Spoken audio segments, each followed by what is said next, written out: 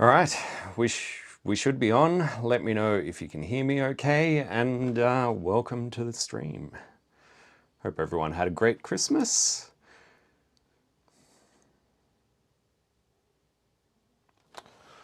While I wait, let's get the background tunes playing, just so we don't have awkward silence all the time, because I'm pretty good at awkward silence, but might not be that appreciated. Loud and clear, cool, excellent. Welcome everyone.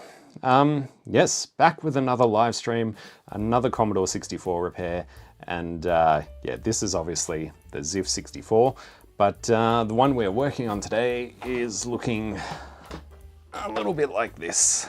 Yep, another bread bin in average condition, but no doubt it's going to have a fault or two. There's an echo coming through. Is anyone else getting an echo?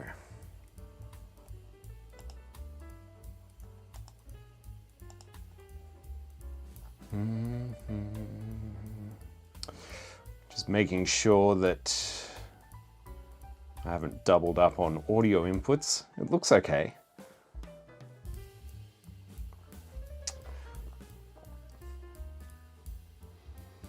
What else is happening out there? Did we all have a good Christmas? Did we all get what we wanted? Did we get anything? Personally, I didn't actually get anything for Christmas, which is exactly what I asked for, so that's perfectly fine with me. I got what I wanted.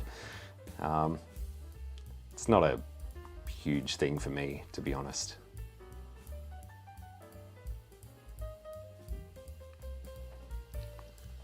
Well, should we begin? Probably should make sure the capture device is working first, so let's just bring that up. Not much point doing this if we can't see anything. All good now. Okay, good.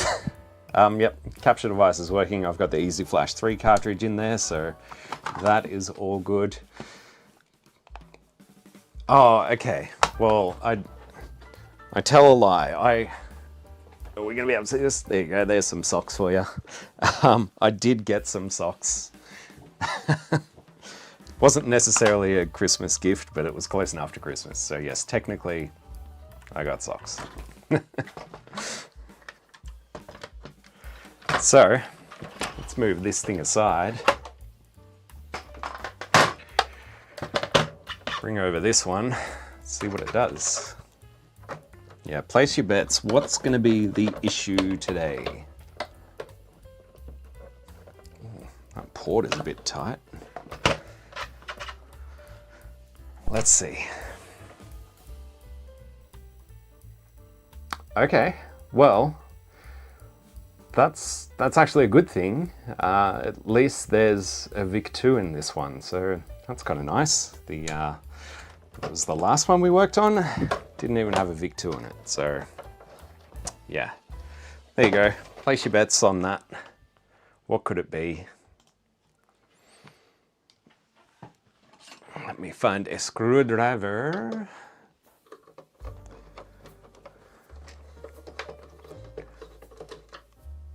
Oh, Tron, you got the 4-channel Rygold, the DH0804. Nice.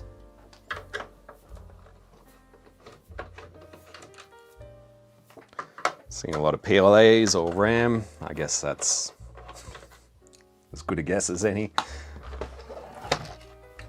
Ooh. There is something rattling around inside. It's always reassuring. All right.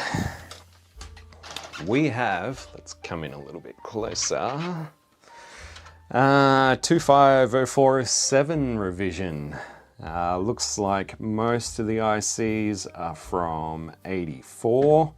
It's interesting that the two CIAs are slightly different, but both from the 25th week of 84, believe it or not. I'm not sure what the white mark is for though. What else have we got? There's a 6581 SID, which actually looks to have something. I don't know if you can see that. Let me pop that out. It looks to have some kind of marker or something on the top of it.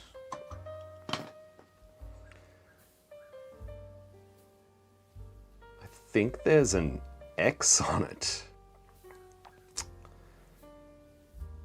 Yeah, that's definitely an X on the top of that thing. Well, at least they're honest this time. That was the SID, yes. The PLA is an interesting one. It's marked 8314, but ooh, and that was very loose in that socket. Not one of the common ones that I see. It's marked 251064-01. I'm not even sure if that is that a PLA? Aren't they 901 something something? It seems a bit strange. Well, seeing as those two are in sockets, oh, and there's a couple of logic ICs in sockets, I'm just going to start out by testing everything we can in a socket, because the previous batch of C64s, well, the previous C64s from this batch, have all had dodgy parts in sockets, I think. Almost all of them anyway. Yeah, I'm not even sure if that's a PLA. Could look it up, but we'll just stick it in the ZIF board, see what it does. Let's see what VIC2 we've got. The 6569R3 from the 34th week of 84, so at least it, you know, fits the bill. Let's pop that out as well, because we'll test that. And, oh, okay, aside from that, there are two MOS logic ICs on the board. So they will definitely be coming out regardless of if they're good or not, because they will eventually go bad. The RAM, there's a row of Hitachi RAM up here and a row of, I think it's Matsushita. But anyway, no other MOS logic ICs apart from those two, so yeah. When did you first play it? That SID, Patrick, sounds like it's just a dead SID. Yeah, they fail in all kinds of ways. Normally it's some of the filters that tend to go first, or one of the voices, but you can still have, you know, working analog inputs and a dead SID, or at least dead voices on the SID. So get an ARM SID. Let's see how many bad chips we've got straight off the gate. Bring up the capture and come out a little bit. Right, should be still working. We are. Let's have a look at a VIC2. Yes, that's a good point. You can test the PLA in the Mini Pro programmers. There is a logic table that somebody's made up. Oh, well, what do you know? The VIC2 actually works. That's a bit of a shock for these machines, because I'm almost certain that somebody took all their dead parts and put it in this batch of machines and then sold them off. So I'm going to pop the VIC2 back in the other board. That's a relief.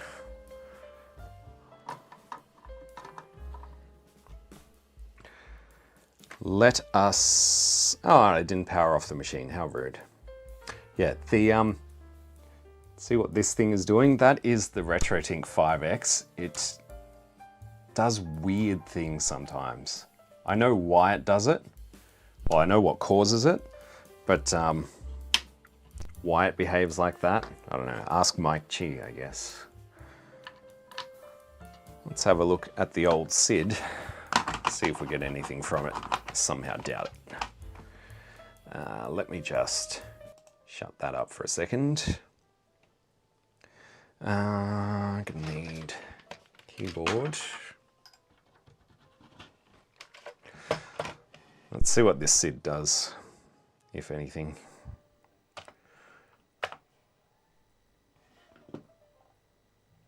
I think it is completely dead.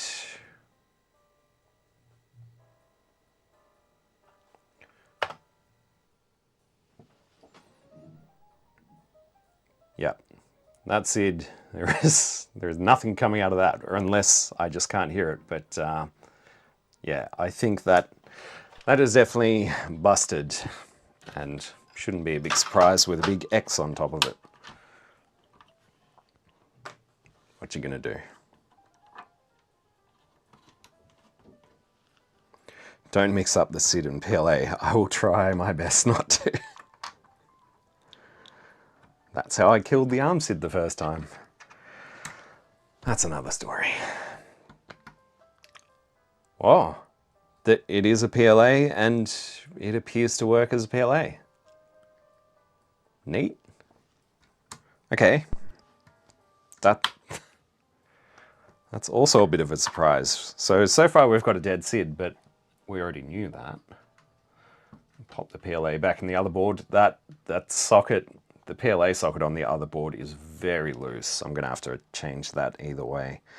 And our two logic chips are the 74LS257s, the RAM multiplexers, I think. So let's see what these do.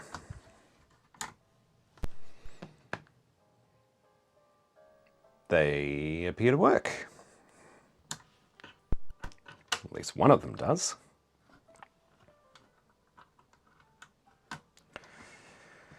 And let's see what this one does. That also appears to work. Okay. That's a surprise, but I guess a good surprise.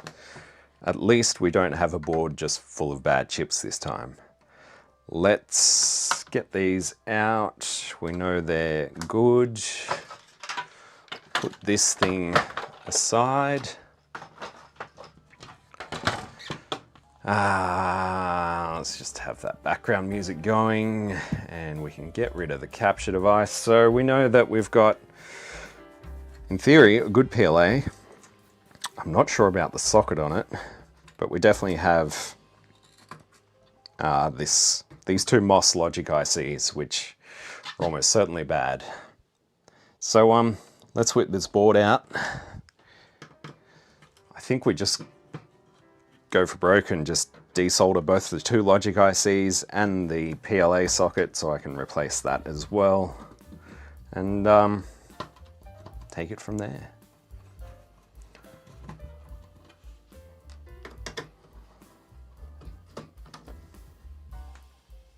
There's a screw missing on that corner. Did I get all of them? No.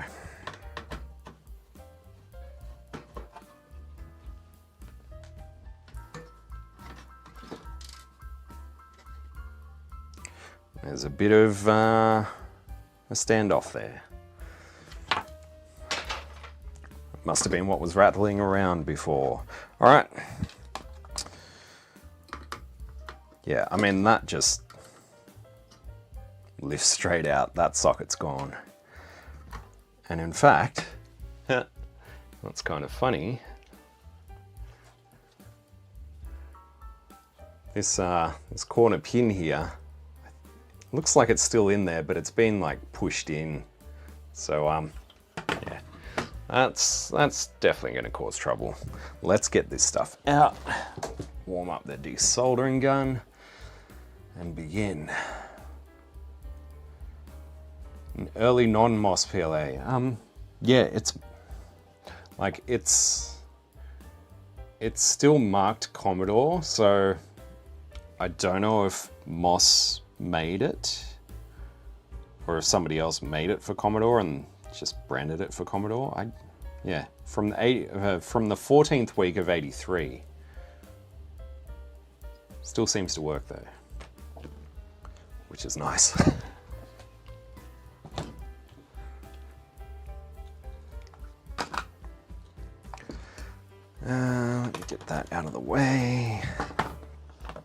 Ew. I should have looked underneath to begin with. There is a whole bunch of crusty flux under the PLA socket and also under the CPU. And under these two ICs, which are the two logic ICs that are in sockets. So definitely some work has happened. Not sure if the CIAs get the reflection off there. There looks to be a little bit of flux around there too, so yeah. Not fantastic, but we'll fix it. Are we ready?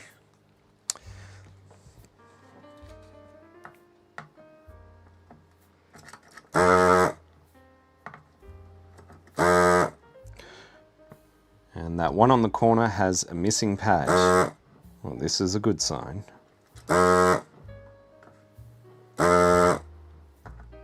These are very poor looking pads.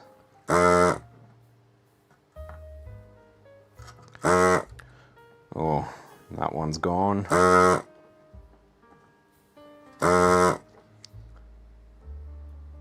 We're only set to 350, so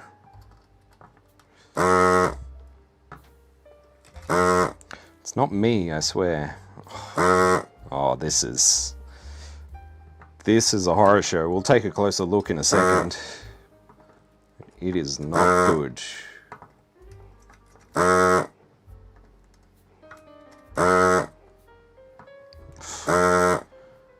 my God.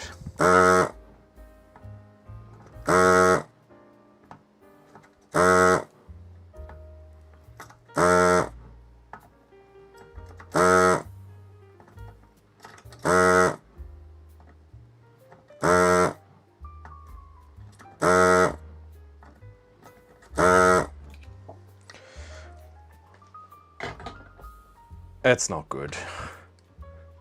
How many of those pads are in the chamber? Hopefully none.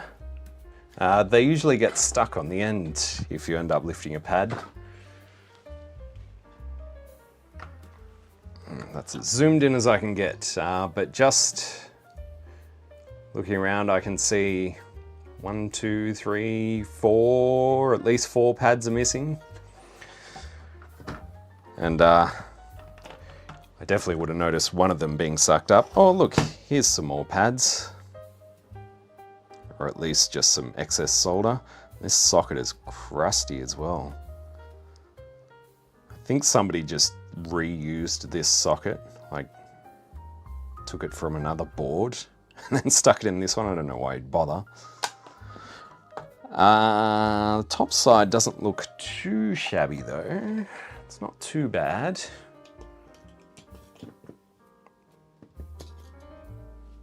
Yeah, the more you go soldering and desoldering, the more chance you have of lifting pads. They will delaminate eventually. And that will cause quite a mess. Quite a lot of headaches. Especially for people working on the machines in the future. So, do everyone a favor, do yourself a favor, socket everything with good sockets, not shit sockets. Please.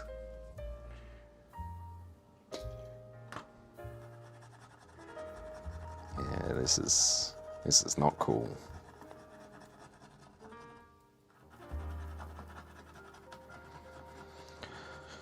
Not cool.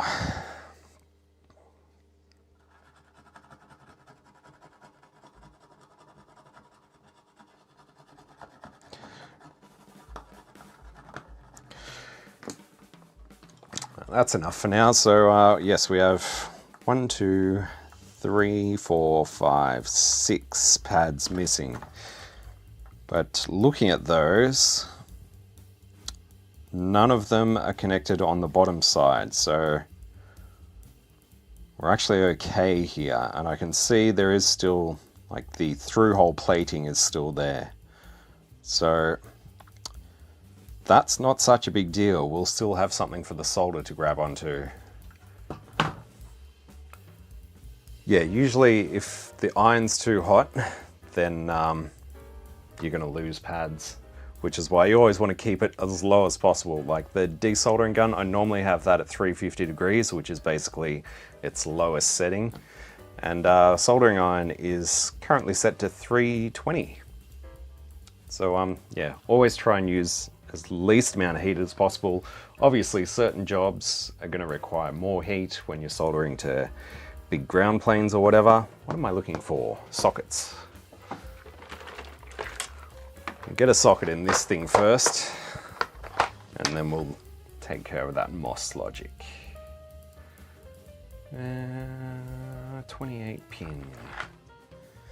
Just going to check the size before I even worry about flipping this over.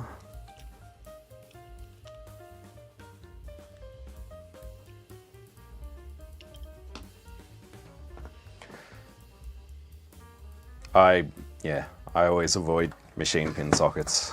I used to use them, and I just found that honestly I don't think they're that good. Not for ICs. They're good for things with machined pins.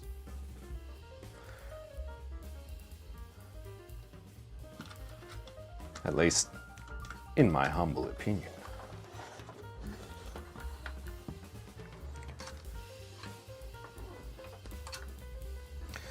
So yes, I think we can get away with not worrying about these missing pads. Just going to try and get a tiny bit of solder on there so I can let go of this socket. And it is up the right way.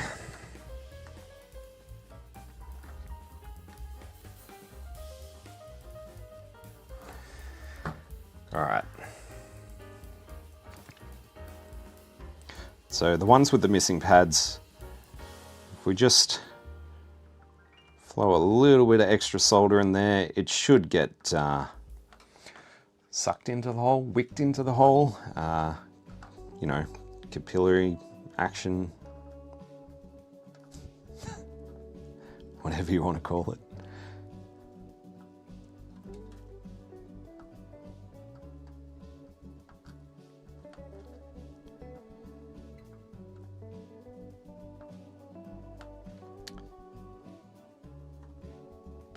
Yeah, it'll be fine.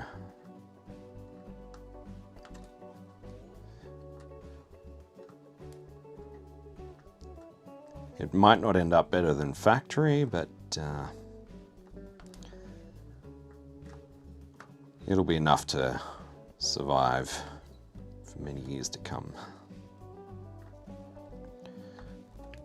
Socket will probably outlast all the chips. Maybe. Yeah, doesn't look great because we're obviously missing a couple of pads, but well, it certainly looks better than this.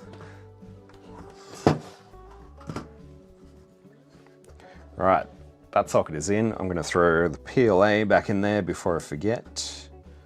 Oh yes, that feels much better. That is not coming out on its own anymore.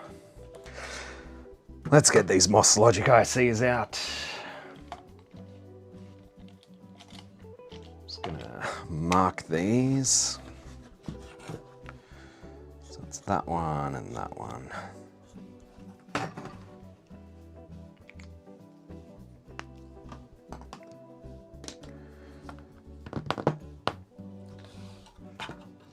More moo-moo action.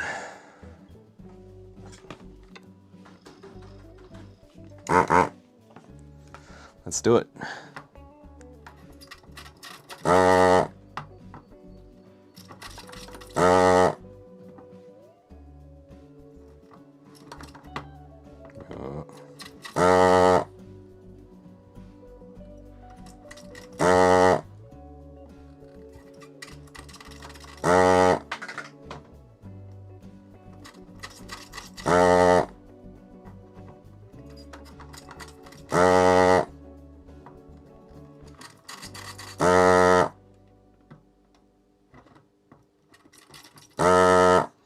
Some very short legs.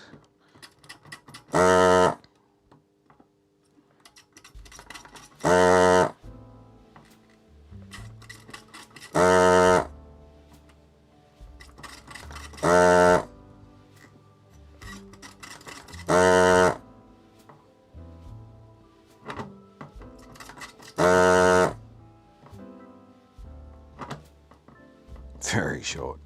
Come on.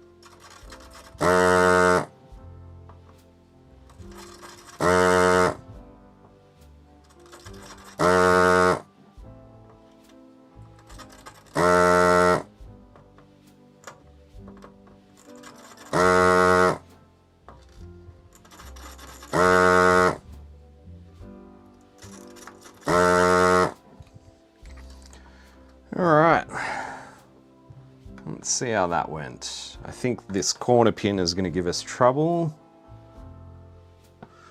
We'll see. And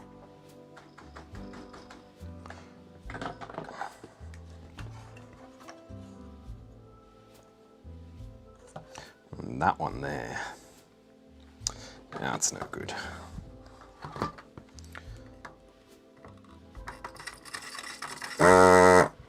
That's better.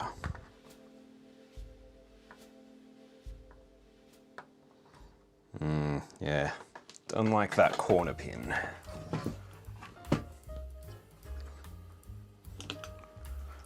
What did I miss? Anything? Yeah, all that.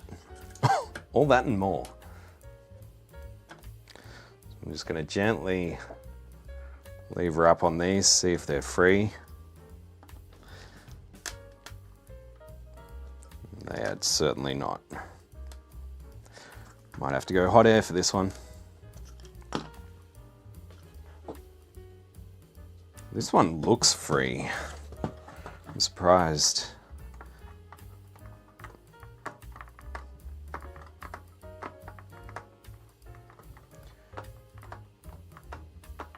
The legs are very short on it.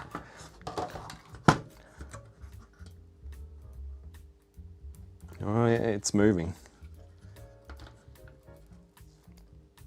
It's really pressed down to the board.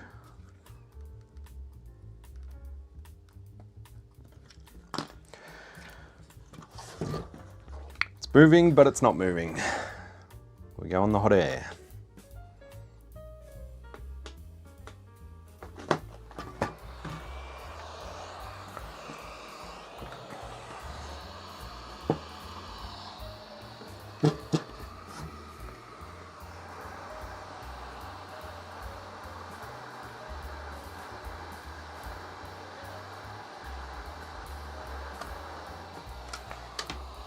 It's hard to even get a grip on it. Get a grip, man. Right, you're not going to be able to see much because I have to hold this board in a very awkward position to do this.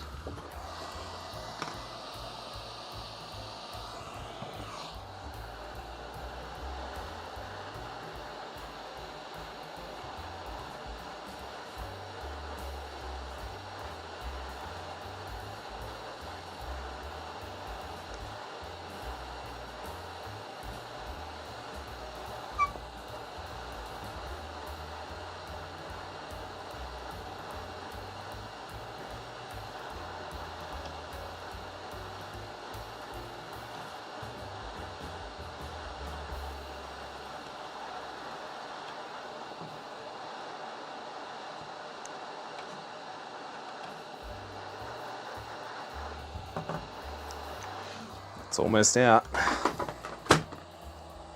Hot chip, hot chip. One down, one to go.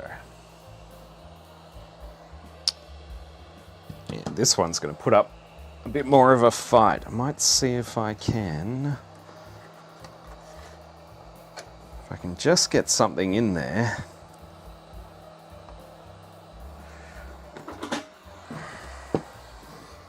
This is super awkward.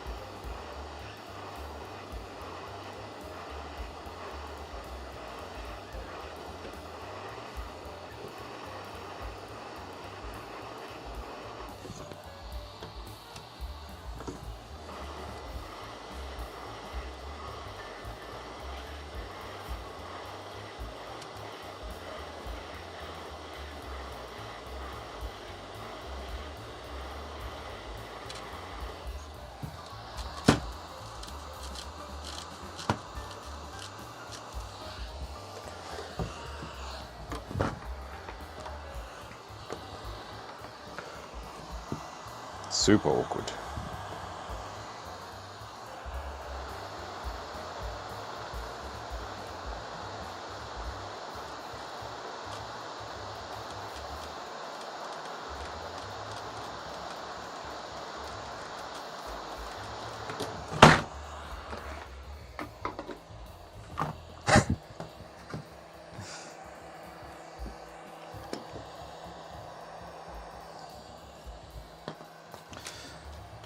Close.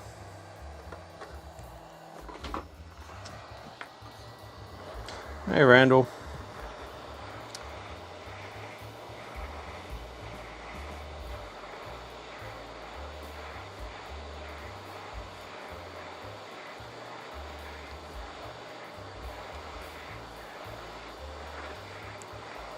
This is insane.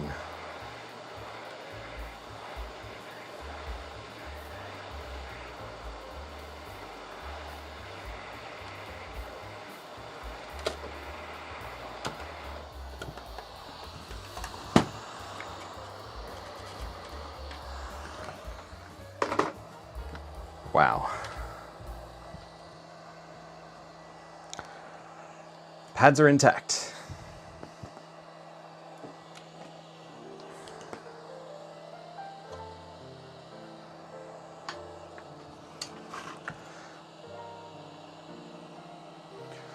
What have I been missing?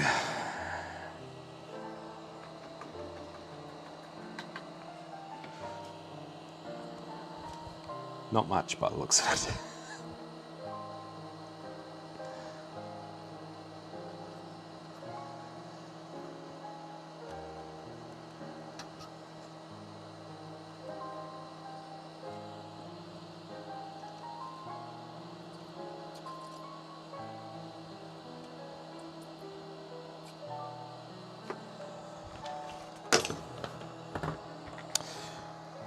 Underside looks pretty good. Yeah, that corner pin, a little bit iffy, but not too bad. Let's do some cleanup.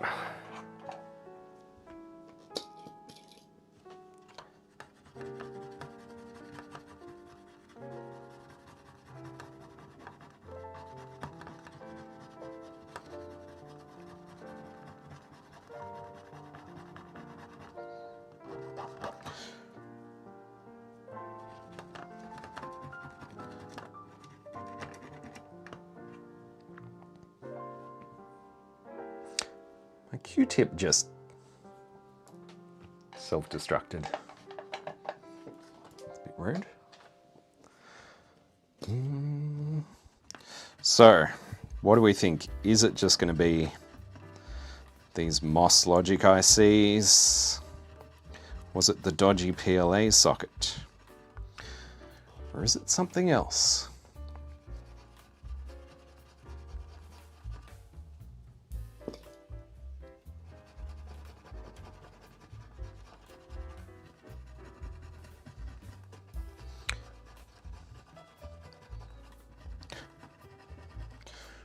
X's that I drew on the board are almost burned into it at this point.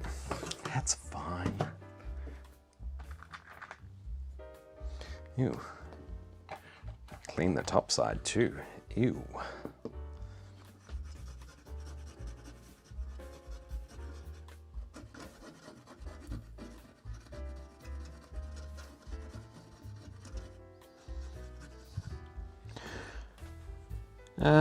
Yep, we are good to go. As soon as I find the right size sockets.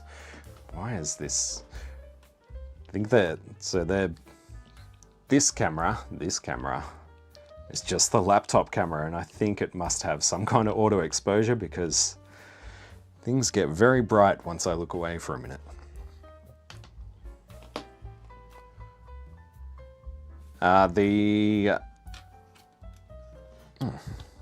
Those sockets are too big as well. The desoldering braid that I use is the MG Chemicals Super Wick. Yeah, I've found it to be the best that I've tried so far, and I've tried quite a few of them.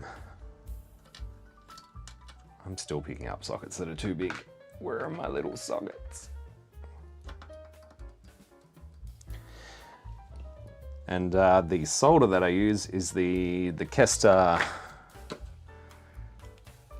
if the camera doesn't bloom that out too much, the Kester 6337 leaded solder. 0.8 millimeter thickness. Fantastic stuff. Incredibly fluxy. It's got quite a strong flux core, but that's a good thing.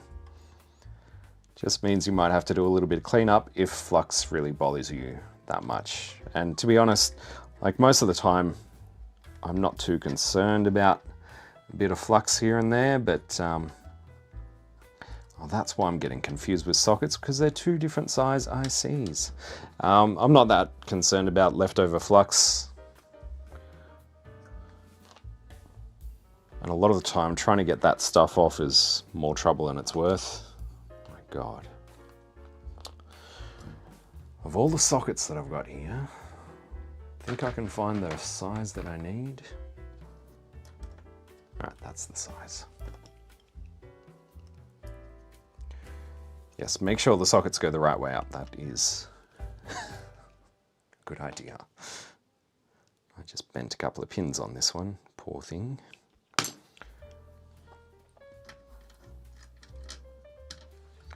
Right, they are both in. We're just gonna tack them in a little bit.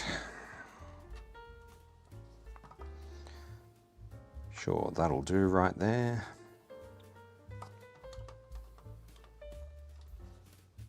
I'll get off there.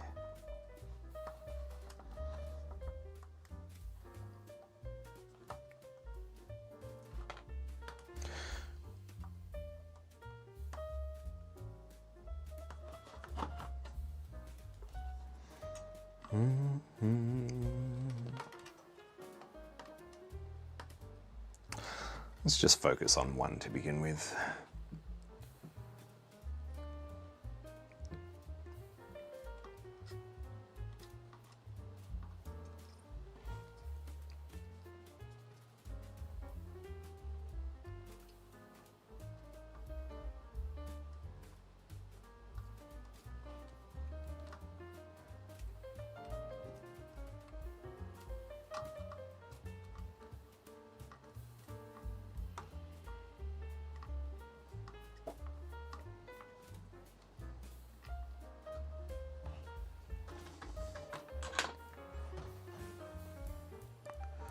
That's looking good.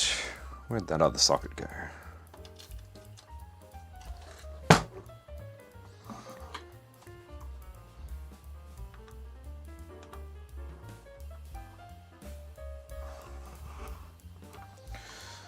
Did I put that in the right way? Yes. Yes.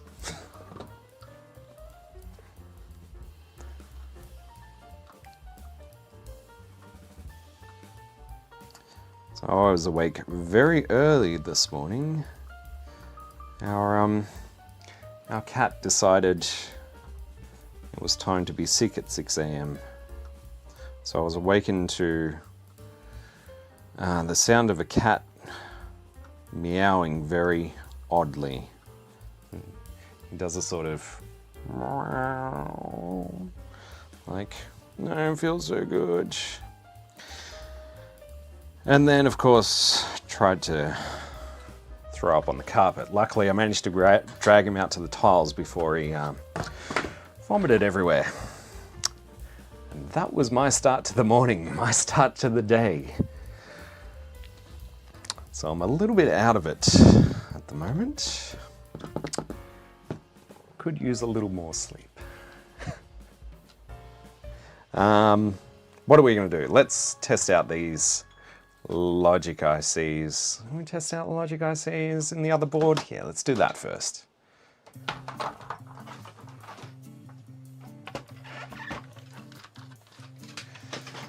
Bring this back out a bit. Whoa. We are going to need some video and some power. Now, do this every time. 7712 MOS logic. What is that the equivalent to in the 74LS series? Oh shush. 74, no. MOS 7712.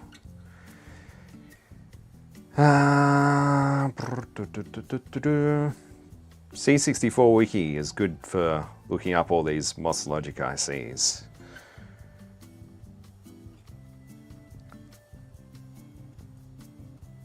Alright, 7712 is this 74LS08, and the other one I've got is a 7709, which is a 258. Alright. 74LS08 I did put in a socket. It's one of the ones where it's impossible to get another ZIF socket in that spot. So I just put a regular socket in, just in case, just for a day like today, I guess.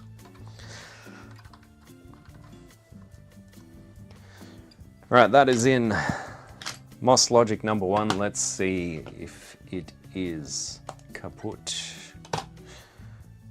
Go. It is still good.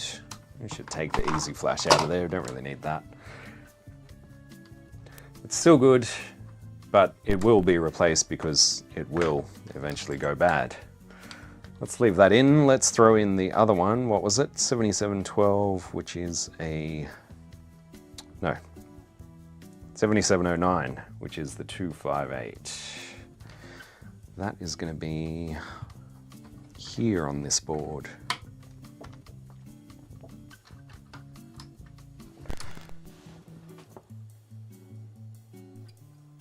Ew. Well, that looks like fun. Huh. It's kind of pretty. Well, that's... it's not a massive surprise. Alright. That's a bad 258.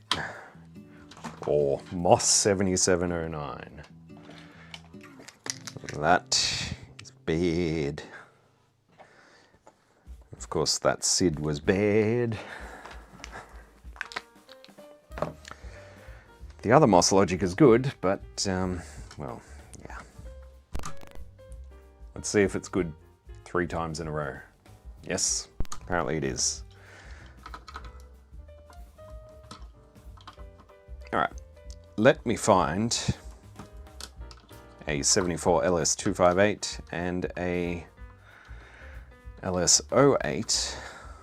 Hopefully I've got more of them in stock.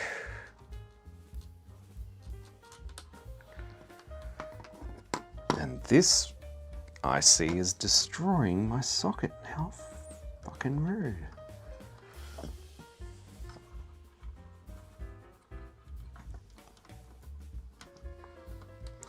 Just gonna make sure that still works. Tried to rip the pins out of my socket. That still works. All right, let me see if I've got some spare logic.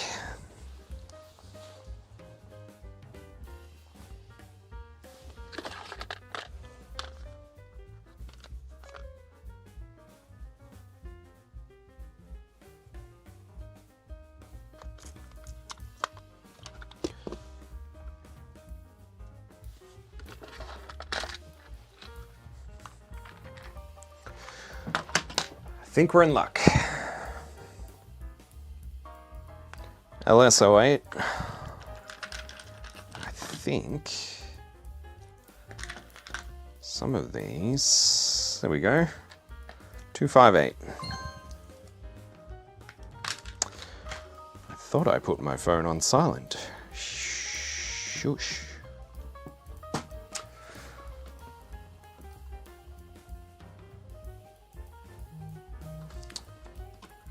Should quickly test these in this board.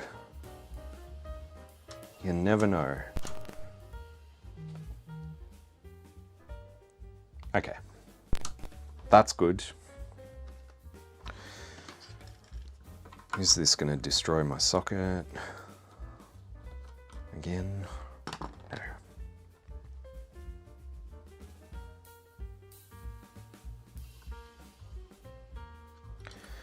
just before we go throwing untested chips in the other board and then potentially chasing our tails. Test them first. Okay, yes, they're both good. In fact, they can stay in the ZIF board as long as we've got another set of known working ones.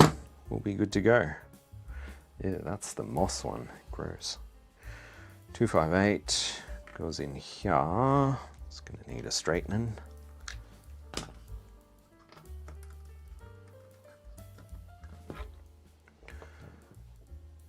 Yeah, be wary of getting logic ICs off eBay and AliExpress. Sometimes you'll be okay and you'll actually get what you ordered.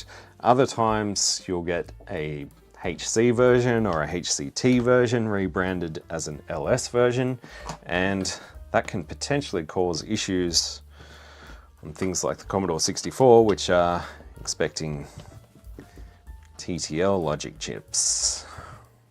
All right, place your bets. Is this thing just going to work now? I think it might.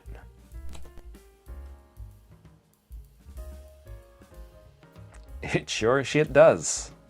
We've got the right amount of RAM. Everything looks okay. The image doesn't look great. There's a lot of jail bars, but still got the original RF modulator. But that at least appears to be working. Let's bring in the ARM SID.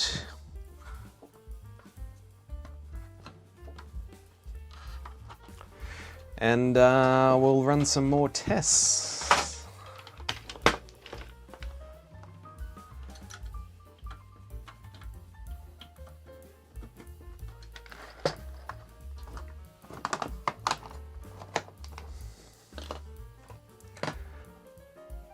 Let me shut that music up.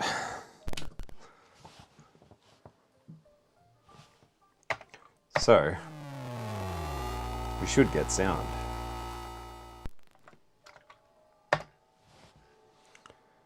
Which is very delayed on my end, but that's like a weird OBS issue where the more I power on and off a machine, like whatever's connected to the capture setup, the audio slowly goes further and further out of sync, which is bizarre. But I don't know if it comes across on the live stream that way, but certainly from what I'm hearing, the audio on the Commodore 64 is delayed by about 2 seconds at the moment, which is weird. Let us hook up the diagnostic, because who knows? These two CIAs have a white mark on them, and they're both from different batches, although they have the same date codes. So yeah, I don't like the look of that. Harness time. Harness the power. Ew. Clean those edge connectors first. That's for sure.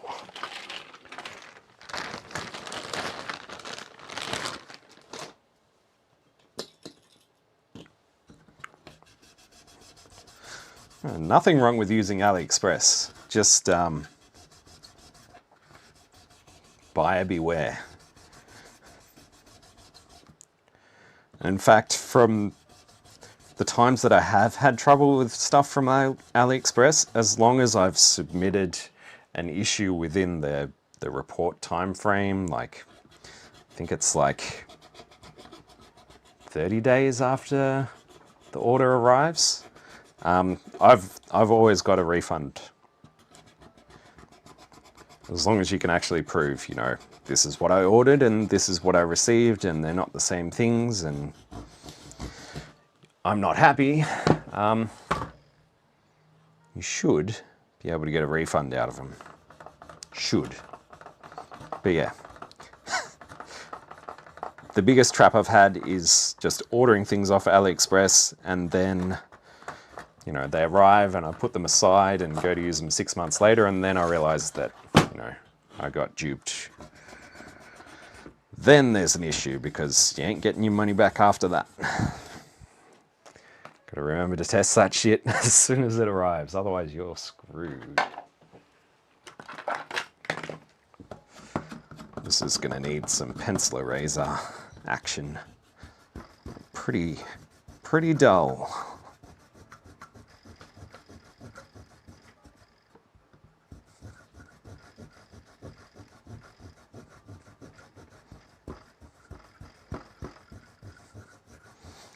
Needs a lot of pencil eraser action.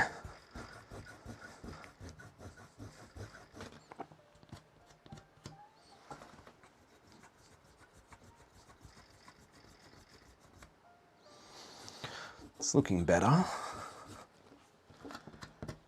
for the most part. Looks a damn sight better than the tape port.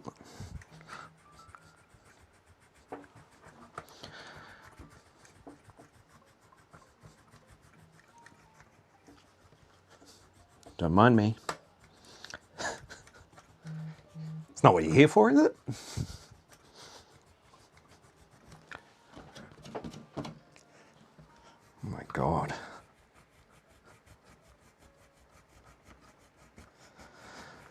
They're bad, but, you know, I always start off with the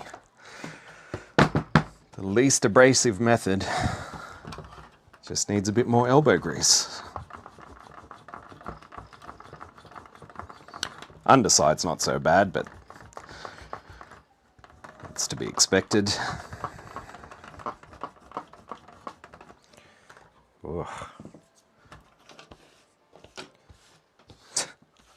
Gonna run out of eraser soon.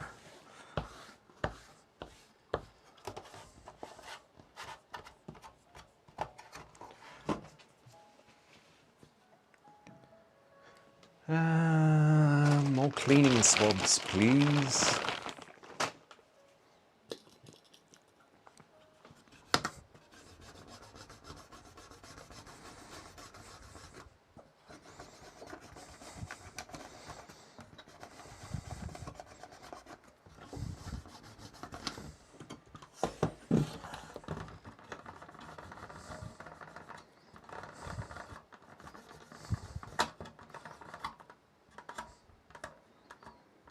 Get off there. Right, well, not perfect, but a whole lot better. Should be good enough to make contact. Let's just, while we're talking about contact, get a bit of contact cleaner. Our ports. Just to make sure everything gets a nice solid connection in here. Messy stuff. Make sure that's turned off and just do a bit of in, out, in, out.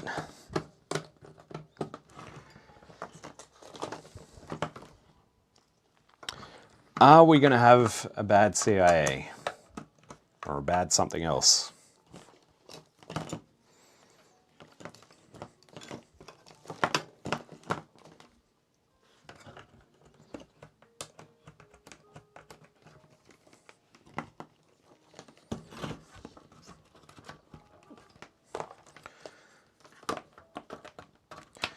Now, must not forget the serial loop back.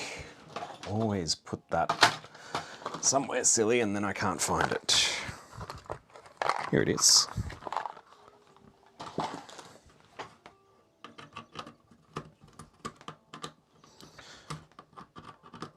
bit of unplugging and plugging there.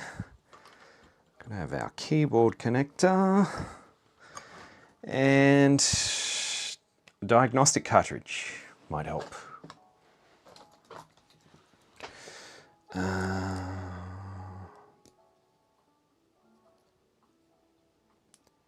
Going for a clean pass, bad CIA, it's split.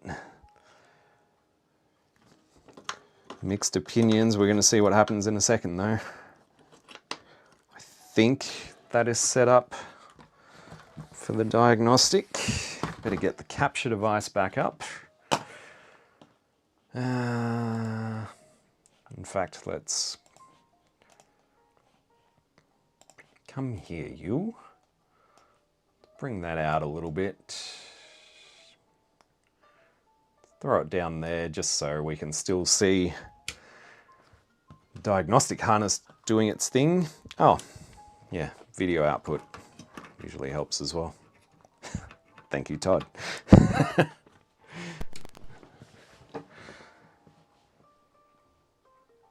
All right, that is not the diagnostic. That's just my cartridge set to the wrong position.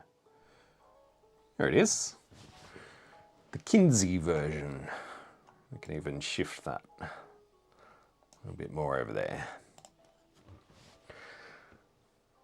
Well, so far the timers look okay, so that is a good start. We might get a clean pass here.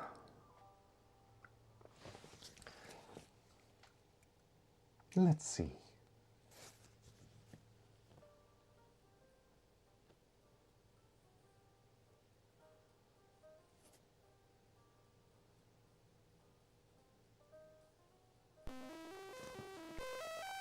There it is. I can't actually hear the SID on my end, but oh yeah, I can just hear it. It's just delayed by about 3 seconds now. Of course, it's an ARM SID, so it's going to work. Sweet. That is perfect. The only real issue is that pretty crappy video output, but that involves taking off the RF modulator. In fact, I don't know, should we do that? Do we want to take off the RF modulator, throw a new one on, or should we load up a game and bit of Impossible Mission maybe? What do you think? Swap the RF or just leave it for now and play a game instead? Got to give this thing a proper test either way.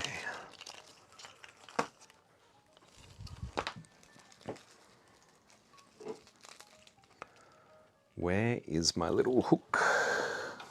Put this harness back.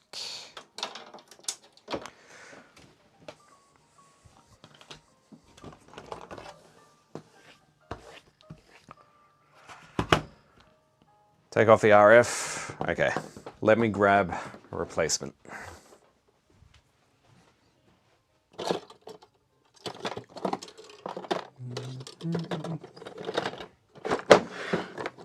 I'm sure I've got a pre-built one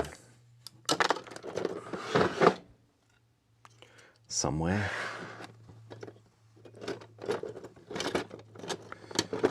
Please hold.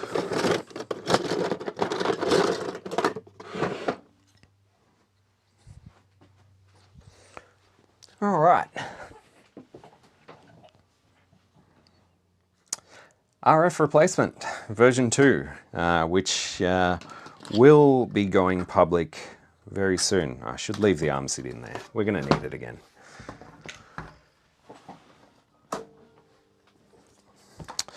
Let's warm up the desoldering station again. Yeah, Impossible Mission, one of my all-time faves as well. Love that game. Love it.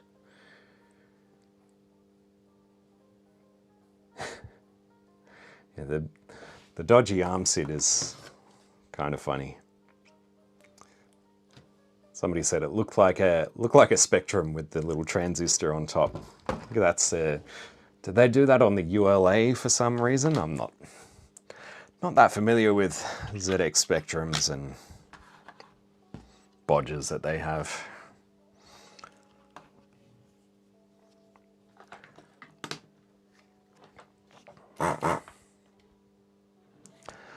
The RF replacement is coming out soon, so I'll have it up on GitHub.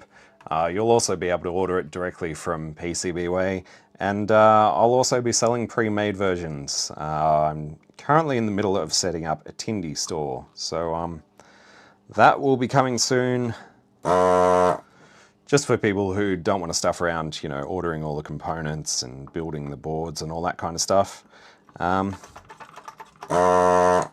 You'll be able to buy just single pre-made ones. All you need to do then is obviously do what I'm doing right now, desolder the original RF, and I always do that. That post there is for the cartridge port, and I always go to desolder it. Yeah, desolder the original RF modulator, drop in the new one, Bob's your uncle.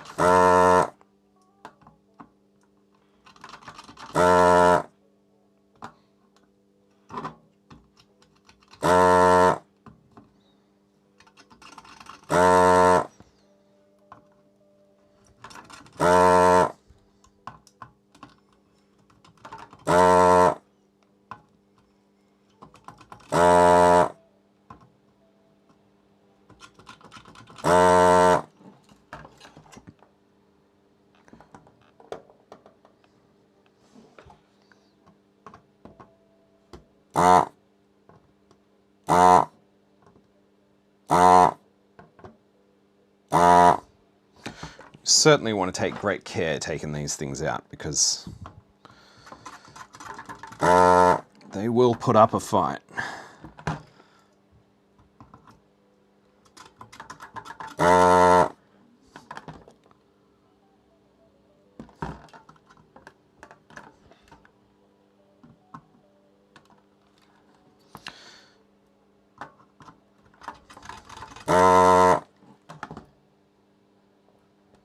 All right, I think everything has been freed up.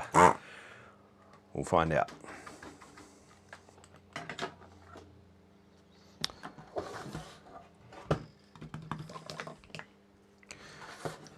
Just going to put something, sneak something under here, if it'll let us. Oh, I didn't twist the tabs straight. Did I mention I'm a little bit out of it today?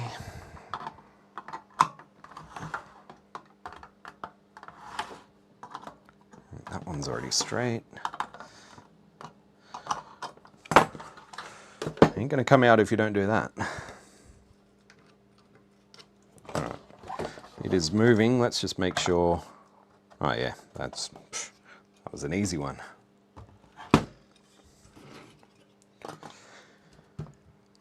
Do a quick bit of cleaning. Oh yes, did I see somebody ask about these swabs? They're printer toner cleaning swabs, printer cleaning swabs. If you search for something like that on eBay or wherever, you should be able to find them. But yeah, they're lint-free and pretty absorbent, so they're kind of good for this work. What is going on with that blob?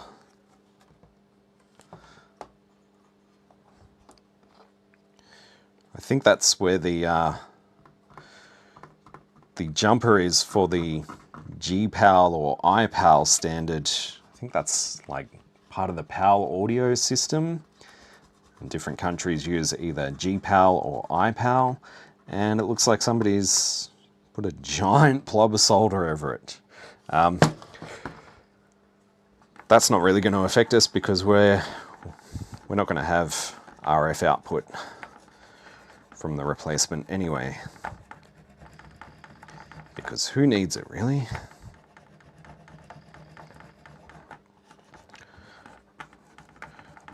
Happy to sacrifice RF output in favor of better composite and S-video output.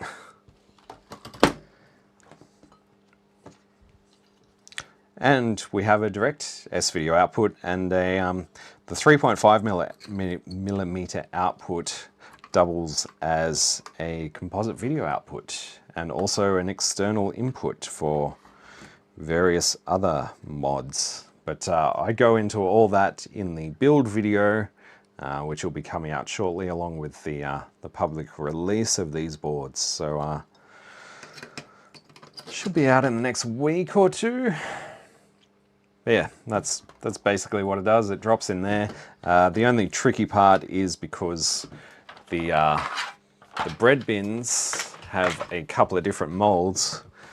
It just takes a little bit of alignment and test fit to make sure the RF modulator is sitting at the right height. So it should sit like that. And there's a little trick to lining that up, but I'll explain all that stuff in the build video.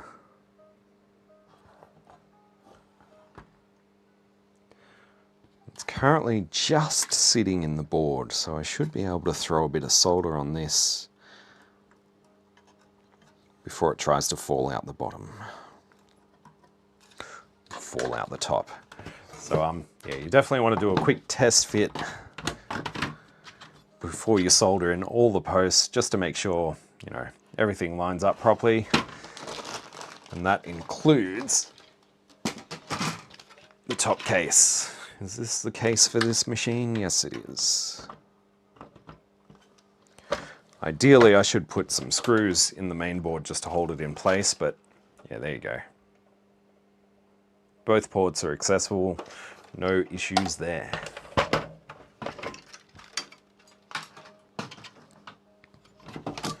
So now, just solder in the rest. Can turn that desoldering gun off, I ain't gonna be needing that anymore.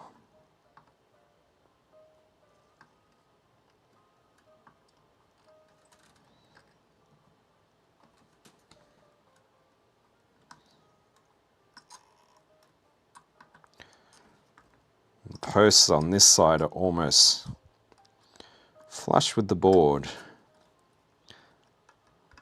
But that's not a big deal, as long as you can get some solder over them, you're in business. Or at least get solder over most of these mounting posts as well. This one, because they're like horizontal cutouts, that's where the those twist tabs on the original RF modulator were. You're not always going to be able to solder those posts back in properly, but it's not a big deal. There is plenty of, you know, structural integrity. Help if I didn't throw the board around.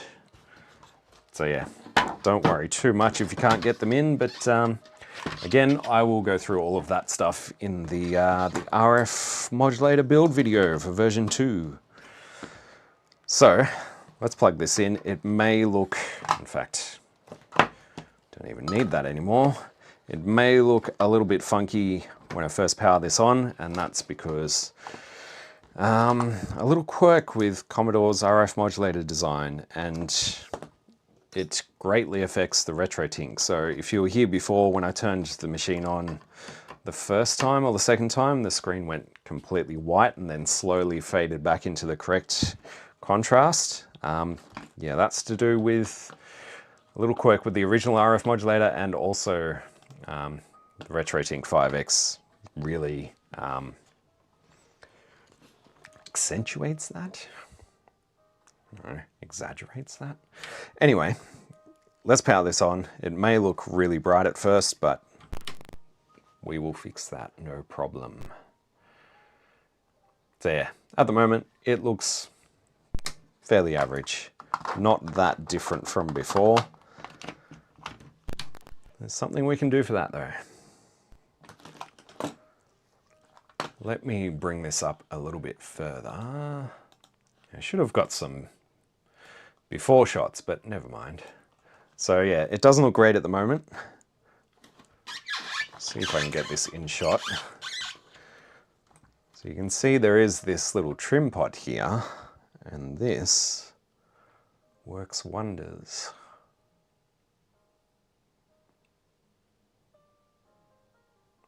Eventually.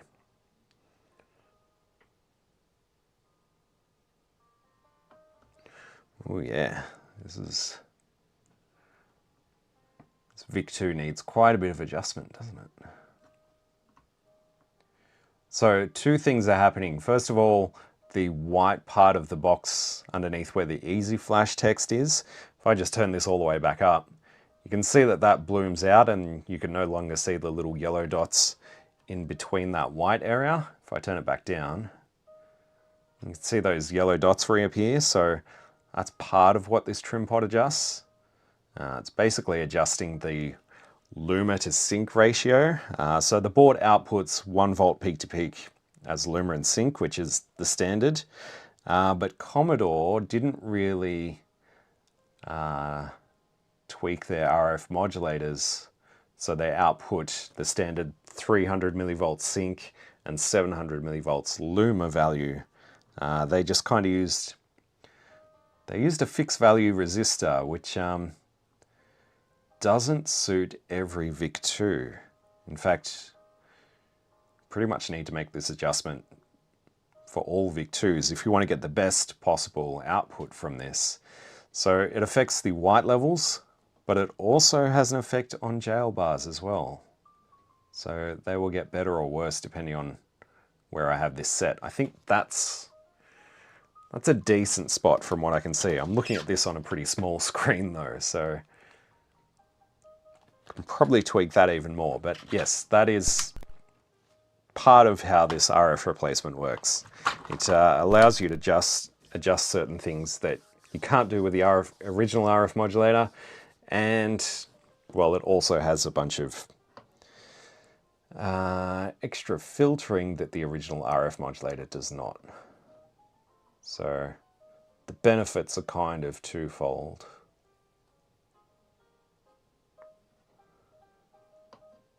And yeah, I could spend all day tweaking this probably.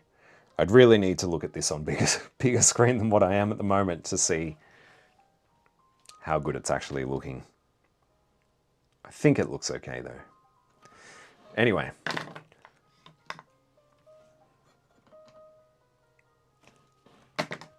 Let's not mess around with that anymore. Let me just get rid of that for a second. Let's fire up a game, see how this goes.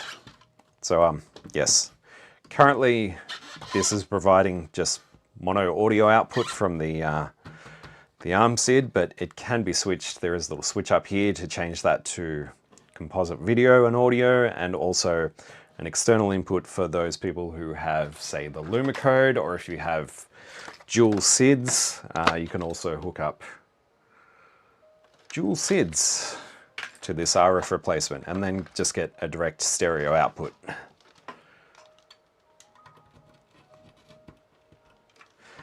Doesn't make as much difference on a CRT, but it also depends on the CRT. I think if you're using like a Commodore 1084, because they're quite a high resolution or a high dot pitch or a low dot pitch. I think it's low dot pitch technically.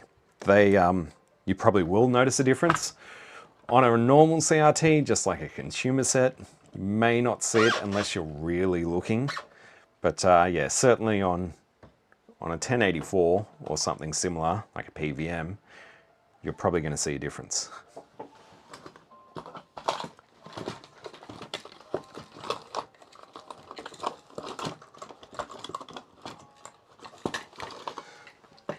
My SD to IEC is trapped, entangled. My God. Let go. Oh yeah, and there also is support for the HDMI from the Quarry on my RF replacement version 2. But I'll go into how that works in a future video.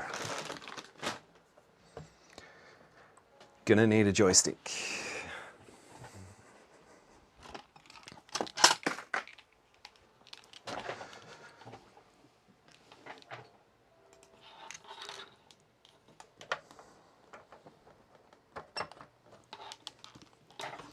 Right, power on, let's bring back the capture.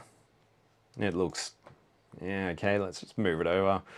I usually have that white line on the left side there exposed, just so I can tell if the VIC-2 is actually running, but in this case, well, we know it is. So we don't need to see that anymore.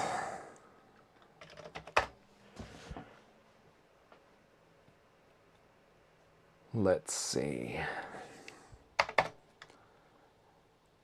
Oh, here's a question. I've got two versions of Impossible Mission. One of them is just, when it loads up, it's just a random screen or a random layout like you'd expect. The other version I've got always starts off in the exact same setup, so the same room layout, same robots, all that kind of stuff.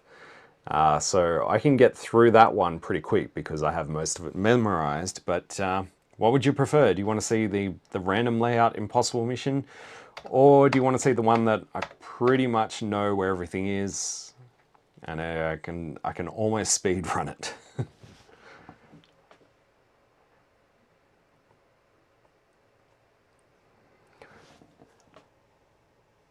I think the stock modulator looks okay. I haven't tried any modern ones.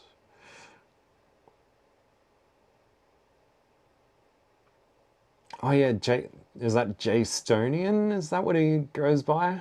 I've seen some of his stuff. Haven't tried it though. All right, we're getting more for the random one. Let's go for random. That is going to be in here. And this might present a challenge. Give me 1 sec. I'm just going to restart this capture device. So with any luck, the audio should be in sync for everything.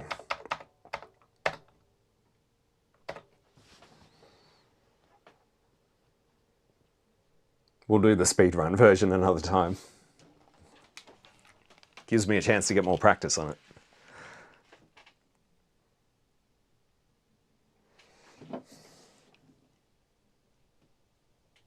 Come on.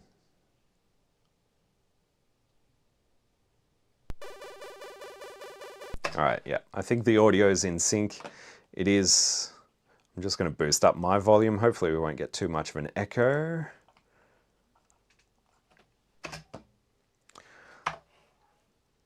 Let's do it.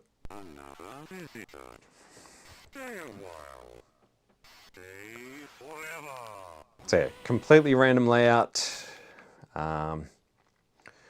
I like to play both. Actually, can hardly hear what that was because I was also talking at the same time.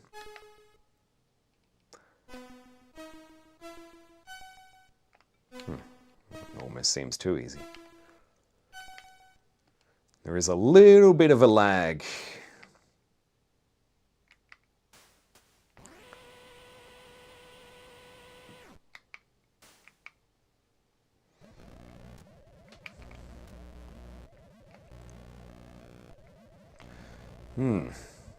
Plenty of friendly robots in this one.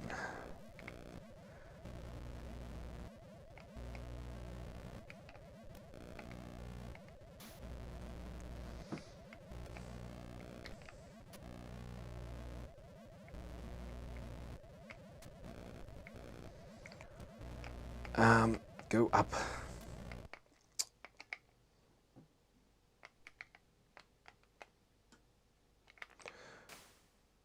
It's always worth doing that puzzle thing twice. So you'll get 3 squares and then 4, because the first time you'll get a lift reset, which is, ooh, how did I avoid that? First time you'll get a lift reset, which is meh, but the second one with the 4 squares, you'll get a snooze. And then it sort of repeats for 5 squares. So you'll get a lift reset on 5 and then another snooze on 6. But of course, the more you do it, the more time is wasted solving those puzzles.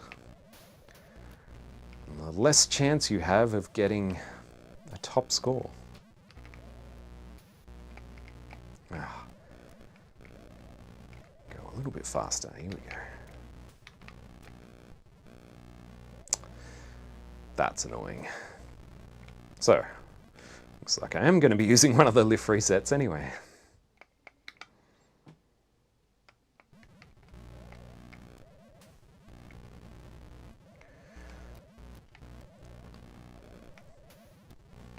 All right, to get to this, you need to do a bit of that. And it was for nothing. I already finished this shaft, didn't I? Yep.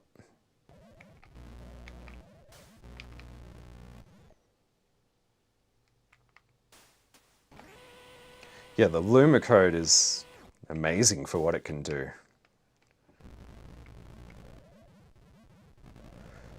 think the only downside to it is it obviously still relies on the original VIC-2, so, you know, they only have a finite lifespan.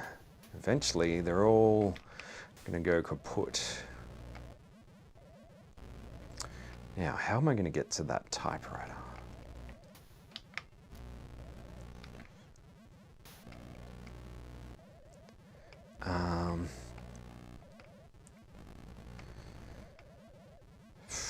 I know I can land on that platform somehow without getting dead. There we go. Now, can I land on the bottom one? Yes. So yeah, Lumicode is great. Especially if you're putting it in multiple systems, I think that's the best way to do it, because if you're just doing like a one-off, like putting Lumicode in the Commodore 64, then you've got to buy the RGB to HDMI board, and then of course you need a Raspberry Pi that's going to work with it. So, you know, those costs can add up. But if you're doing it in multiple systems, then you only need, you know, the VIC-2 dizer or whatever add-on board is for the system that you're using, and then you can reuse the Raspberry Pi and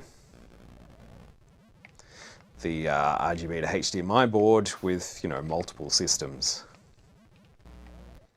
But yeah, if you're just using it for the Commodore 64, I'd say get the VIC-2 Quarry. And if you really want HDMI, get the HDMI version. Although, in saying that, it's not perfect because the Quarry outputs a weird HDMI resolution. So, in that case, yeah, it's sort of hit and miss with compatibility.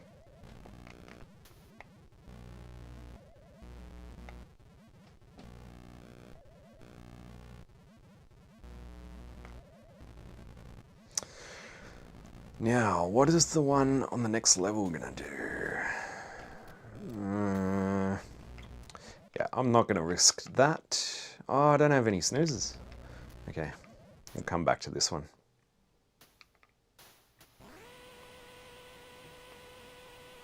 See if I can get through this without dying, which is gonna be tricky because,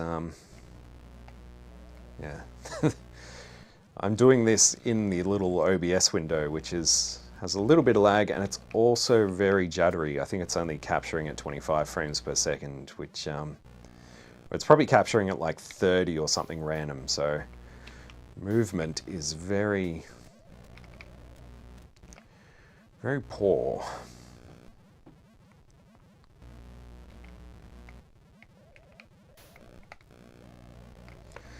And this guy's going to be a problem. I'm going to have to come back for that.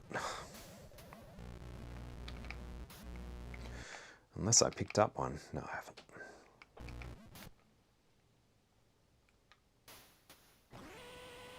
Oh yeah, and that's one thing the Lumicode can do, of course, is the Commodore 128, because there's a 128 version, and the Quarry is not compatible with 128.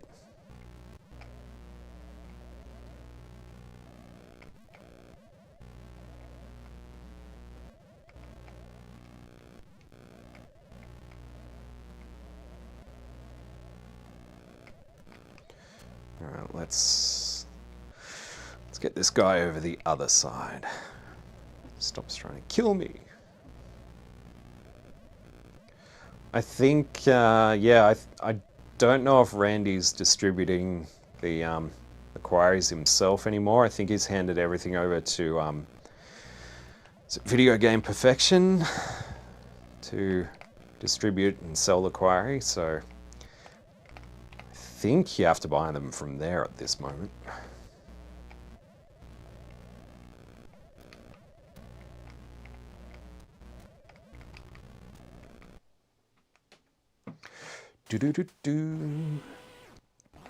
Oh, this is an odd game. Very short shafts.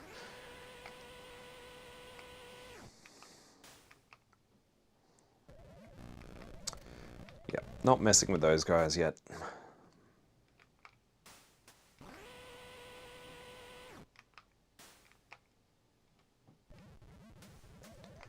Oh, balls.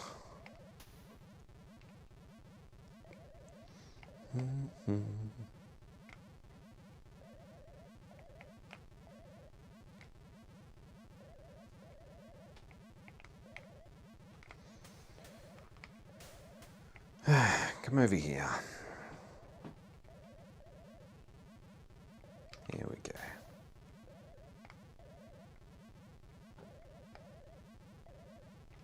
Oh yeah, what's the 6510 replacement like? Is that a back bit thing? Like Evie's thing, or is that something else? I think you told me, Tron, but I don't remember. Of course this guy's going to chase me around.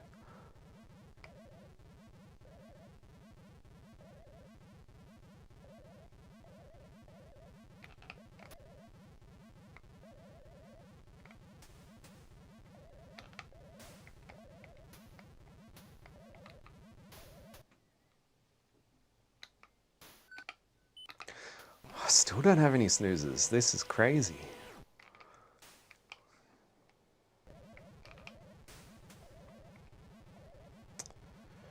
Alright, what are you going to do?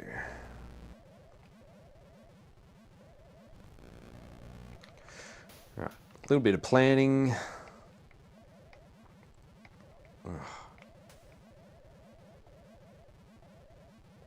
Let's go this way. Of course.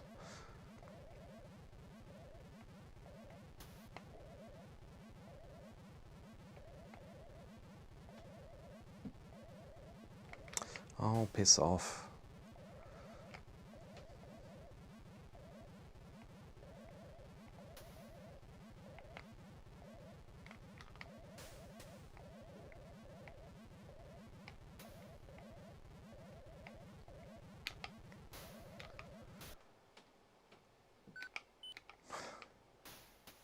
I haven't been paying attention to what I'm actually getting from all these searches. I'm just hoping that, oh, well, this could work.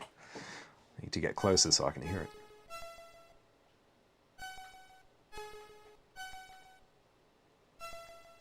I still didn't hear all of it.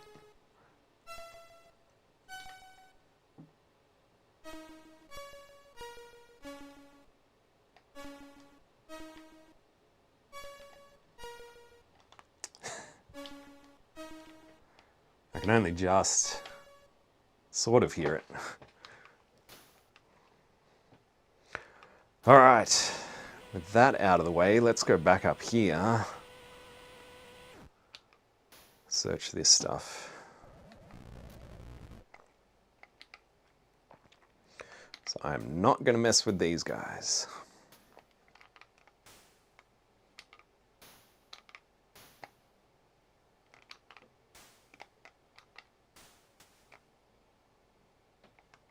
Oh. Risky.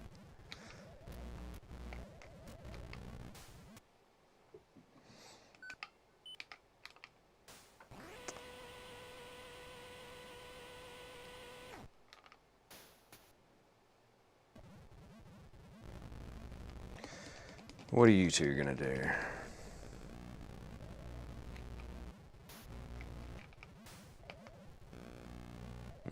Okay.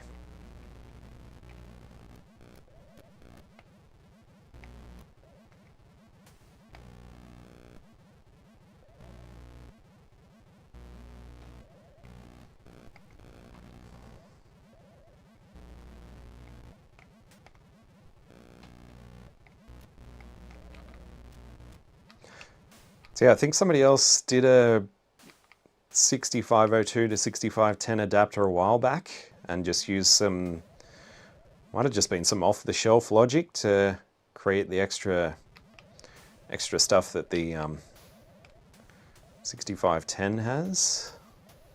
And what is this guy going to do? Chase after me. Okay.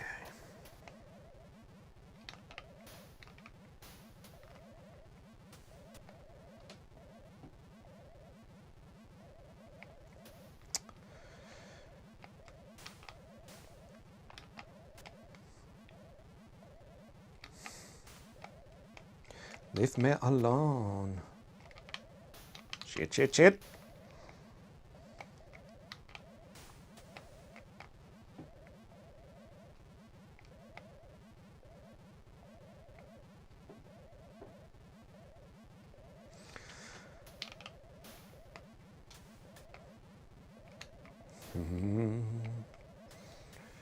Don't find me.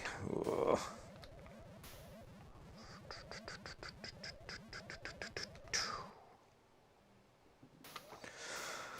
Oh, wow. Well, I haven't died yet, so that's good.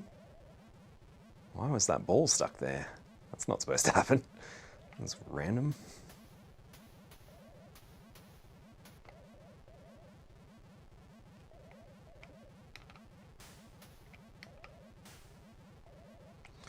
Ah, what's this guy doing? Okay. That's easy. Oh, got a snooze. Good. Need that shit.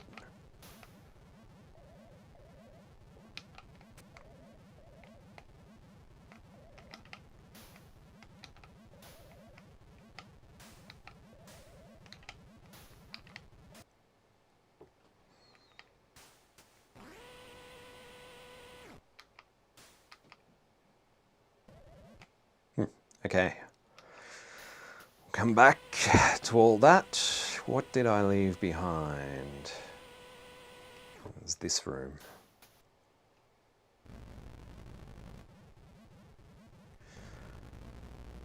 I really should come in from the other way, but it's all right.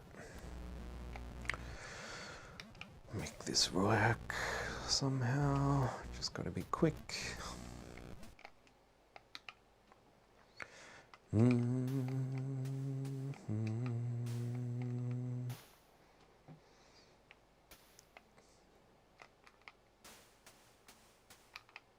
So is there anything left that doesn't have a modern replacement now? I think everything... Oh, what am I doing?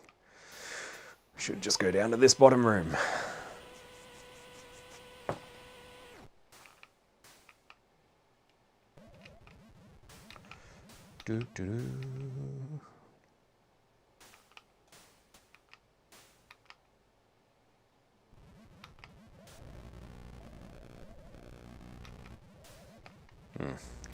Poorly timed.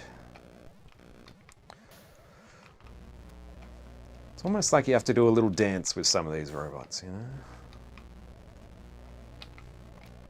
Let's dance.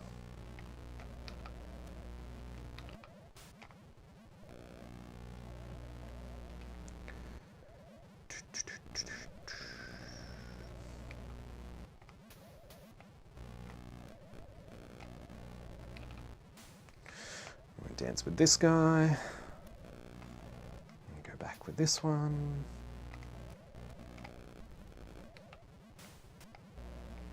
All right, sweet.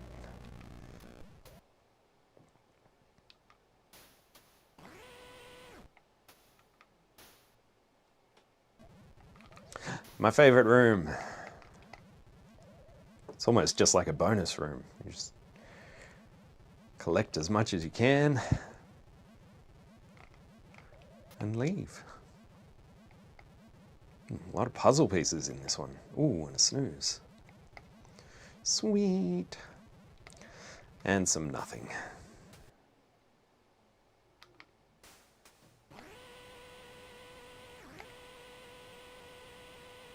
Doo-doo-doo. Oh, okay.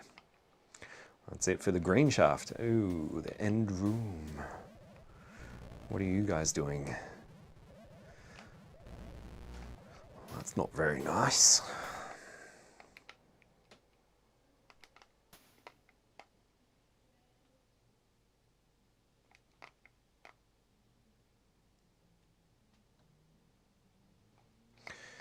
Okay, thank you. 1:30 a.m. Yeah, off to bed. Thanks for hanging out.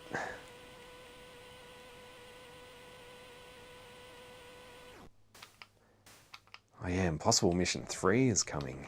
That should be cool. Ah, why are you following me? Both of them. Okay. Let's just at least search a couple of these things.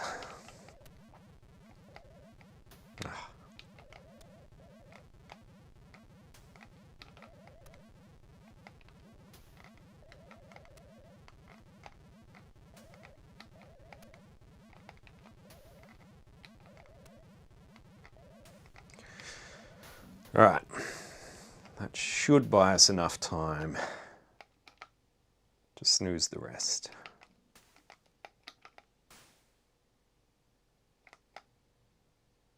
Come on, come on, come on.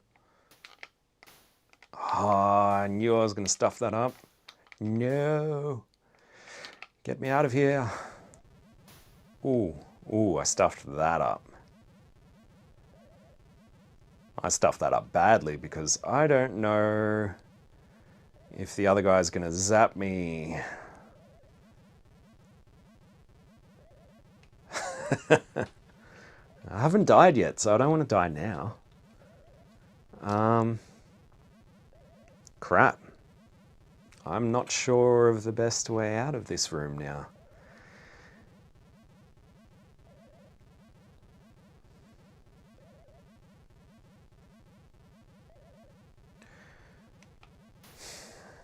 I did not expect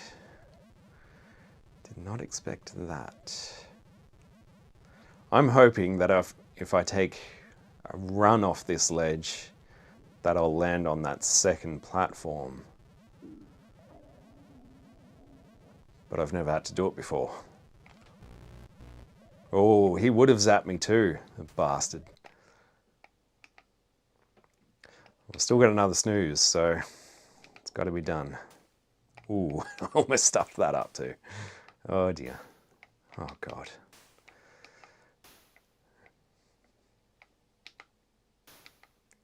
Oh no. Oh no. Oh no. I'm not going to have enough time to get back up there. No. Jesus. Ah, I screwed all that. I'm hoping there's just nothing in that candy machine and I don't have to end up trying to search it or come back for it. Well, that's not very nice. Oh, God.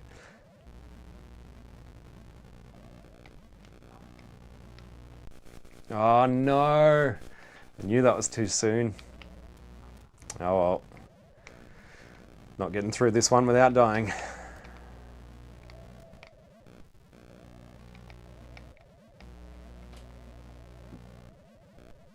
Should have done the non-random. I need to set up, I don't know, a proper sort of gaming live stream. And then see if I can, because I think there is a world record for Impossible Mission high scores. I reckon I can beat it. It was set by a guy, I think it's another Aussie guy, who also played a version that wasn't randomized, so he knew where everything was. But I reckon I can take him down. I reckon I can take him. I certainly won't be able to do it playing in a little window in OBS. This is proving to be quite the challenge.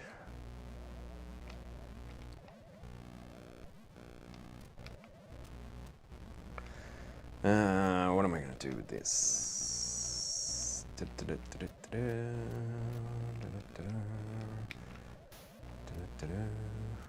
Good.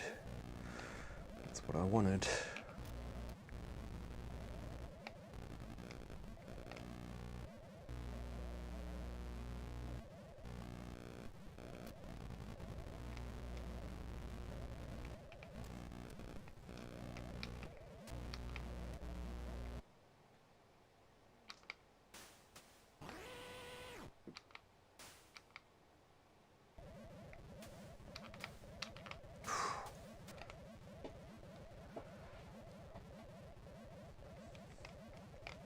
No, Roberto, I cannot beat him with the random version, but I can beat him with a version that stays the same. For the random version, like, you've got no chance because you literally have to search every item. And the problem is the items that have nothing in them, so you get nothing here, they don't give you any points. But when you don't know, when every item is randomized, so you don't know what you're going to get, you pretty much have to search everything in order to finish the game. Or be incredibly lucky to find every single puzzle piece by searching items that you're not sure of what they contain. So yeah, the only way to beat him is to play a version that isn't randomized and then memorize where all the items are. Or I guess the easier way is to actually memorize all the stuff that has nothing in it and avoid searching those items. But yeah, certainly you need to play a version that gives you the same layout. Otherwise, I think my best score on a randomized version is like 30,000, which is basically finishing the game with 28 minutes on the clock. I think I've got it. Yeah, I'm at 29 because I got zapped once, so that adds an extra 10 minutes. Oh yeah, Manic Miner would be cool. That is certainly a game where I'm not going to be getting any world records anytime soon. I'm okay at it. I can get past the first few levels, but certainly not speedrun material on that game. That's for sure. Just dancing with the robots.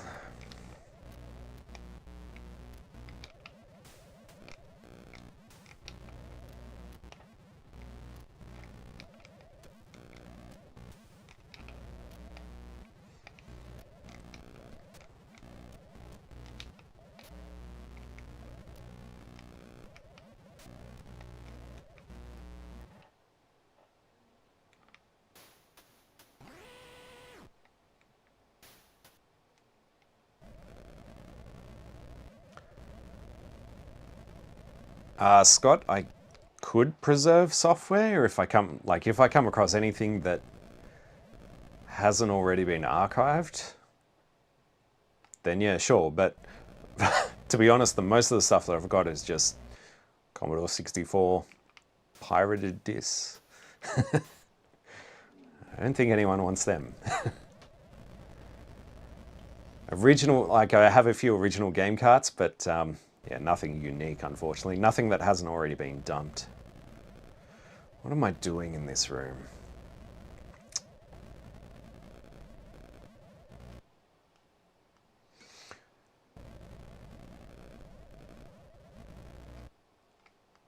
All right, I have a plan.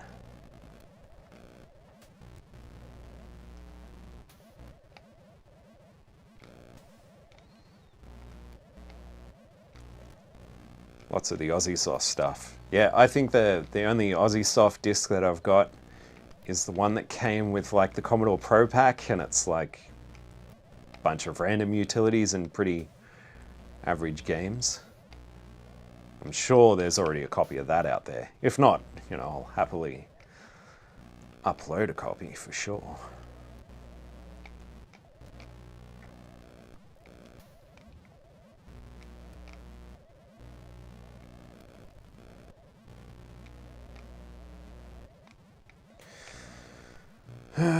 Getting there.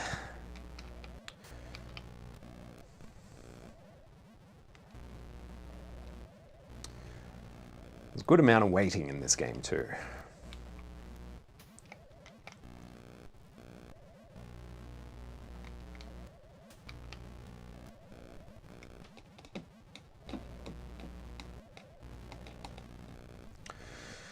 Alrighty.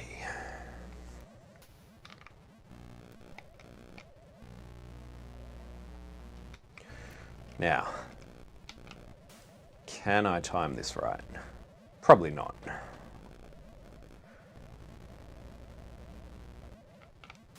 Ooh, oh no. Oh no.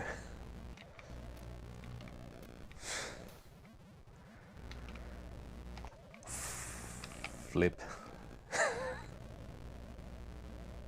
It's quite short on the zaps. That's what threw me off.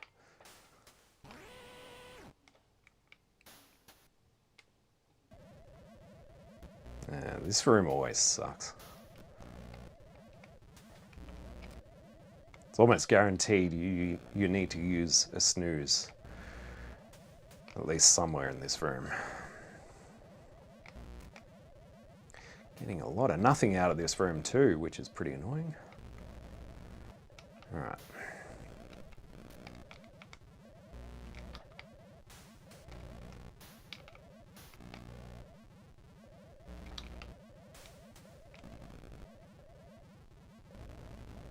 Ooh.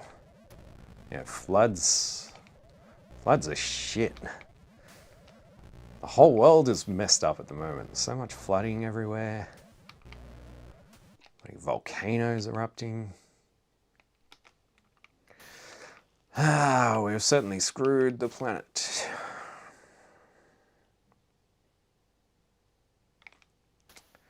Of course there was going to be a puzzle piece in that one.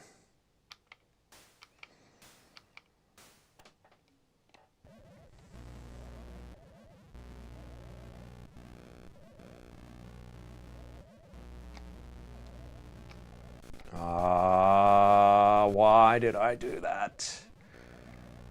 As soon as I hit jump, I was like, he's gonna zap twice.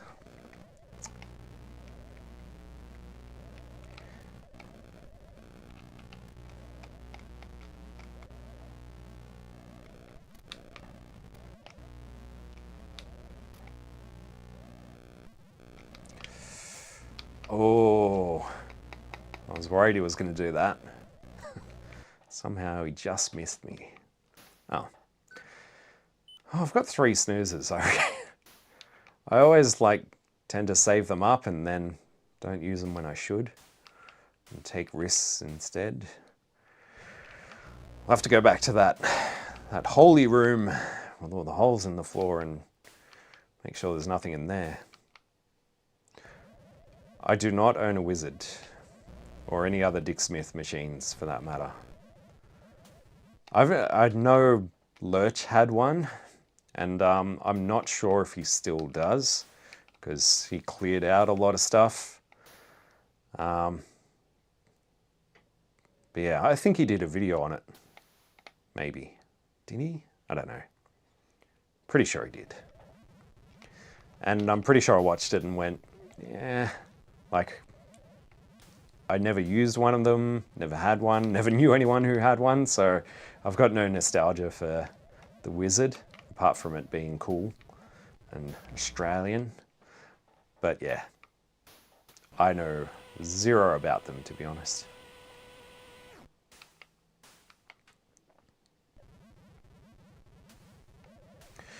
Give me some candy. No, nothing. How rude.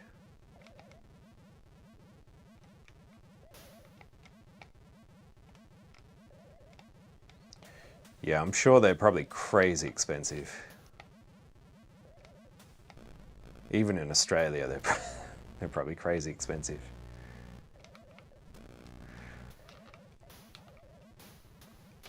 At least when, when people know what they've got, or they think they know what they've got, they're going to slap a massive price on them. Like CRTs, you see so many friggin' junk consumer CRTs, but throw retro in the title and stick it on eBay or Facebook Marketplace or whatever. Suddenly it's worth a couple of $100 and it's like some shitty, consumer set from the 90s that just has composite. But it's retro. It's for retro gaming.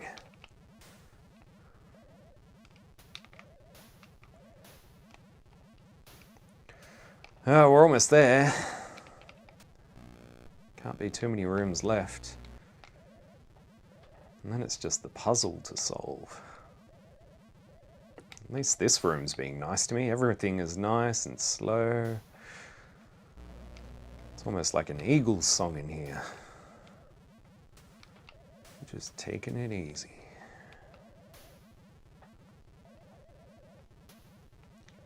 Just gotta wait for this guy to hurry the flip up.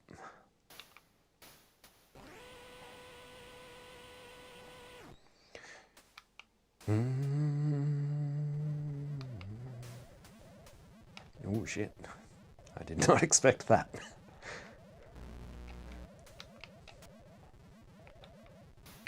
Oh, I've got plenty of snoozes left, so let's not risk it.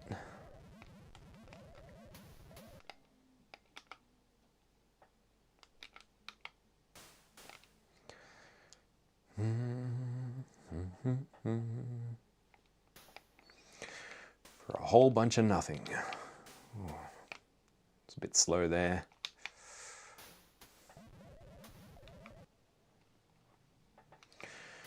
All right, that is it, apart from that one thing that I had to leave behind. That's a nice room to traverse. Where was it? Down here? Was this it?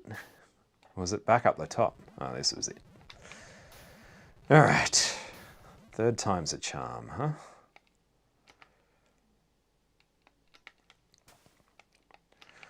Let's see if I can stuff this up again. Good start. Yeah. So if you get on the edge of this platform,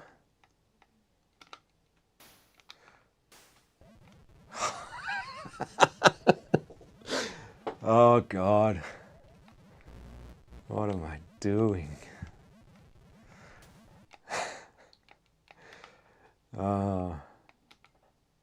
I've never had so much trouble getting to that damn candy machine.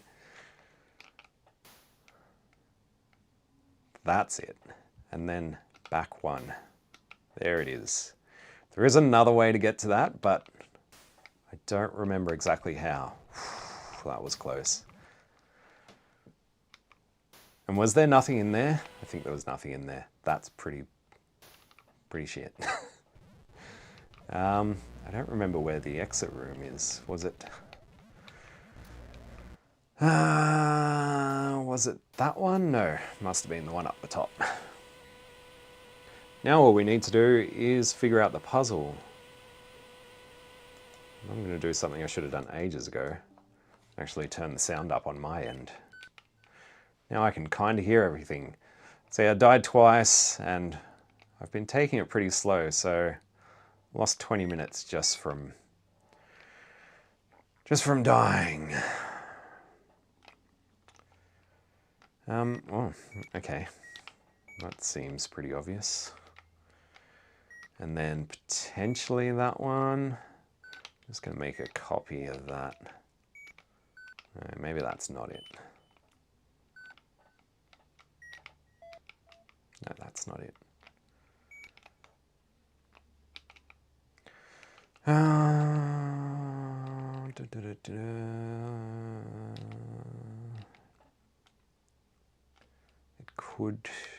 could be that. Obviously not like that. I'm pretty terrible with the puzzle. That's where I usually fall over.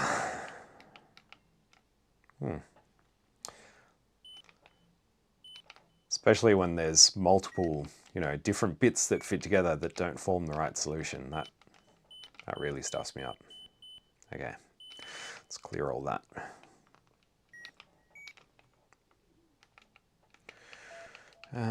We should have a bit that looks like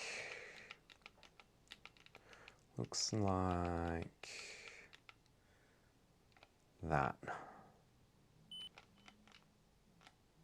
Is it going to be that? It might be that.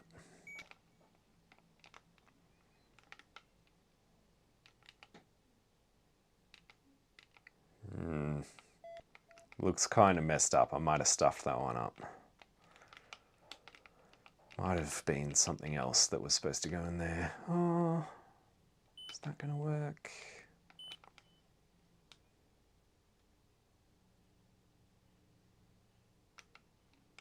Sleep. That's not going to work, is it? That ain't working. Looks like it would have almost worked. Maybe that's what I was supposed to do. Is the other one gonna fit? I don't know, man. Is that gonna fit? That might fit. Is there a bit that looks like that in there?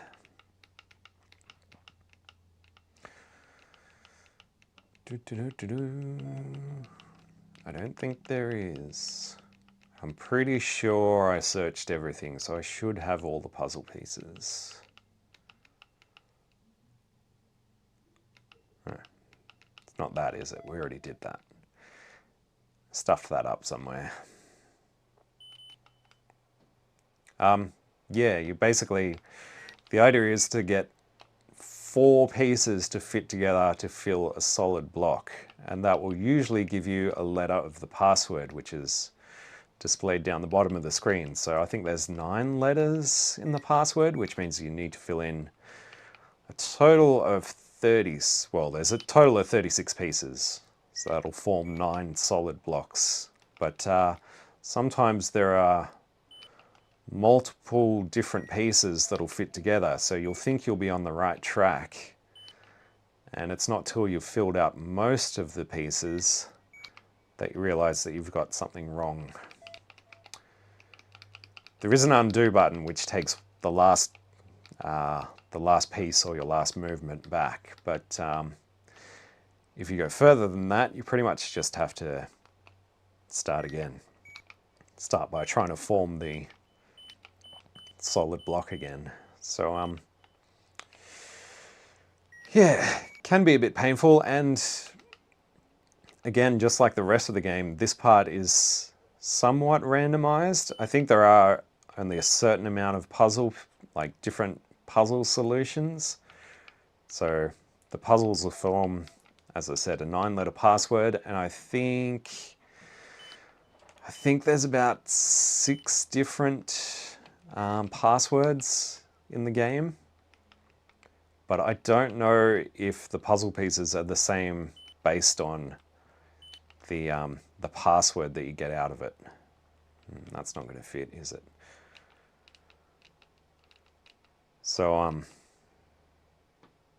yeah, sometimes I get totally lost in some of these puzzles. I reckon that was supposed to be part of the other puzzle.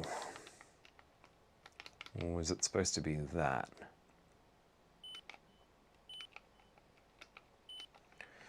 So yeah, this is the part where I usually slow down quite considerably.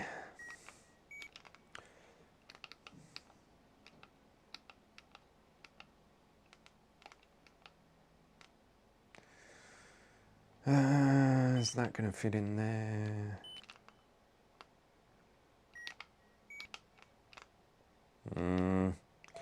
And you sort of like, once you start putting things together, you sort of get an idea for what looks normal and what doesn't. And these bits that I've just put together, they ain't looking right.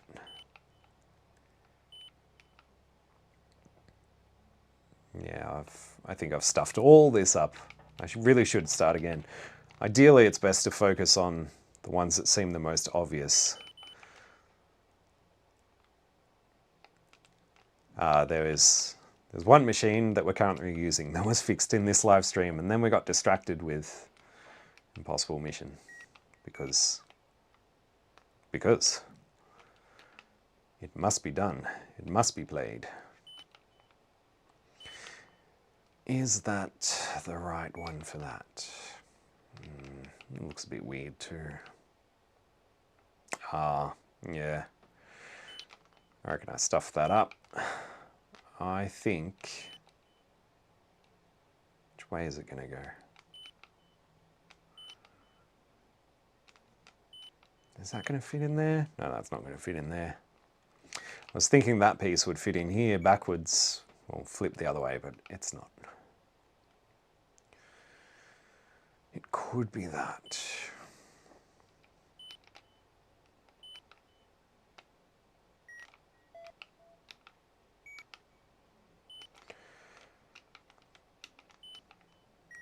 I should have realized that earlier. Okay. So yeah, that's sort of, you know, what you'd kind of expect to see when you're on the right track. They sort of form a more normal looking shape.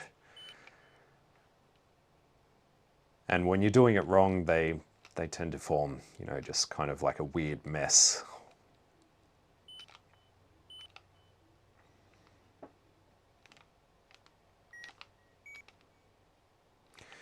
I'm pretty sure, yes, that bit exists.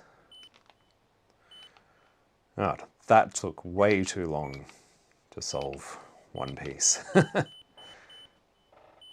So yeah, I'm pretty sure the password is going to end up being asparagus. I think another one is butterfly. And what else is there? I can't remember. I don't know if that's right. Something doesn't look right about it. I think that should go with this. And then that other weird piece, not that one, that one. No. No, no, no.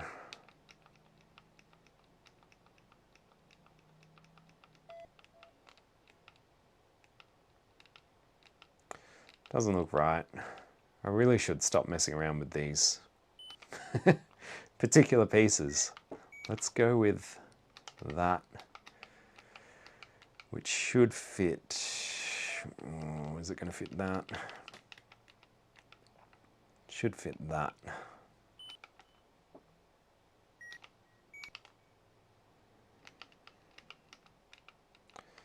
And that's going to fit in there.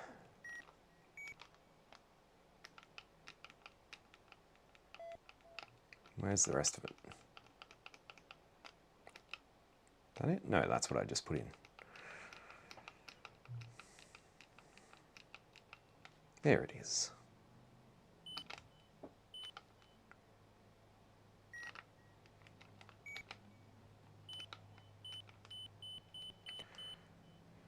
Right, we're getting there. It's going to get easier the further we go.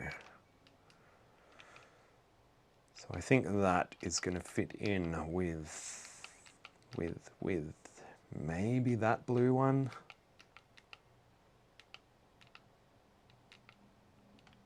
That one. Surely they fit together. Or are they just going to overlap each other? They're going to overlap each other.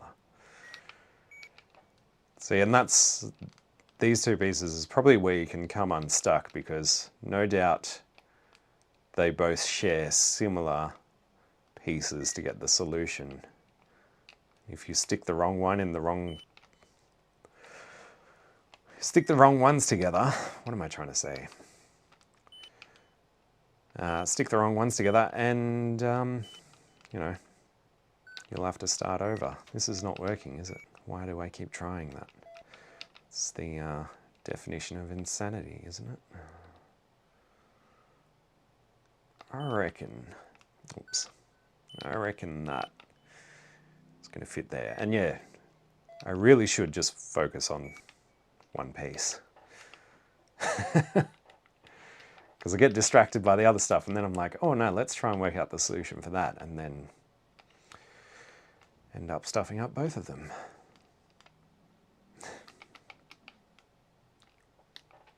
Whereas, why can I not see the rest of this? Does it really fit with that? Does it? Yes, it does.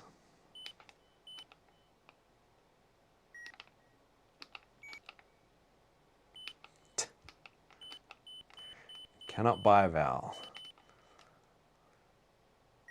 But I am hoping for top dollar soon. Come on.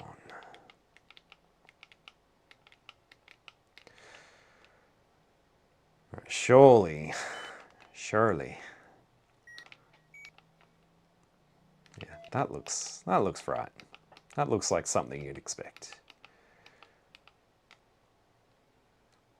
And then maybe, just maybe, oh, those two pieces did fit together. Just not in the way I expected. Oh, help if I flipped it two more times. Oh dear.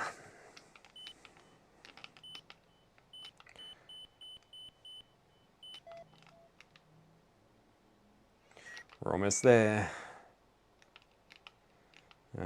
What is going to fit? What's the obvious thing? I mean, surely it's that thing. And I'm sure I've done this multiple times and it hasn't worked. So if we put these together, that'll leave an S shape. And then if we do that, and then, yeah, it's not that bit. Oh, it's that bit. Good. Finally get rid of those. And they'll stop confusing the crap out of me. 2 letters to go. Which means we've only got 8 pieces left.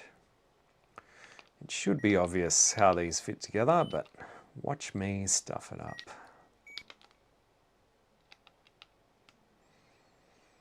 Okay.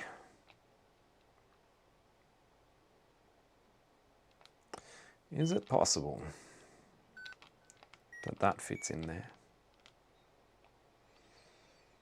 And then, where's that other bit that looks like that? Is there a bit that looks like that? Yeah, there is.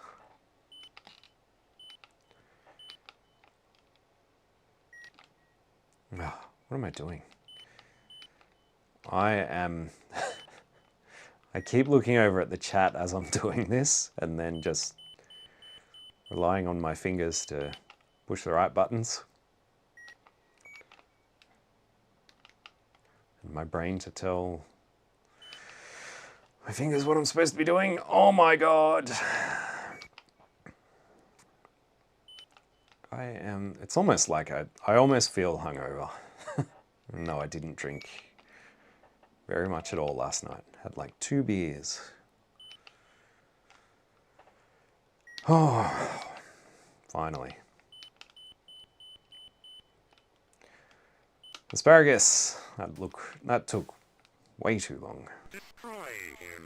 Oh, and I got the destroy in my robots, so every time the clock passes the hour mark, you get the destroy him my robots. And usually I don't end up hearing that because I finish the game before it gets to under the hour.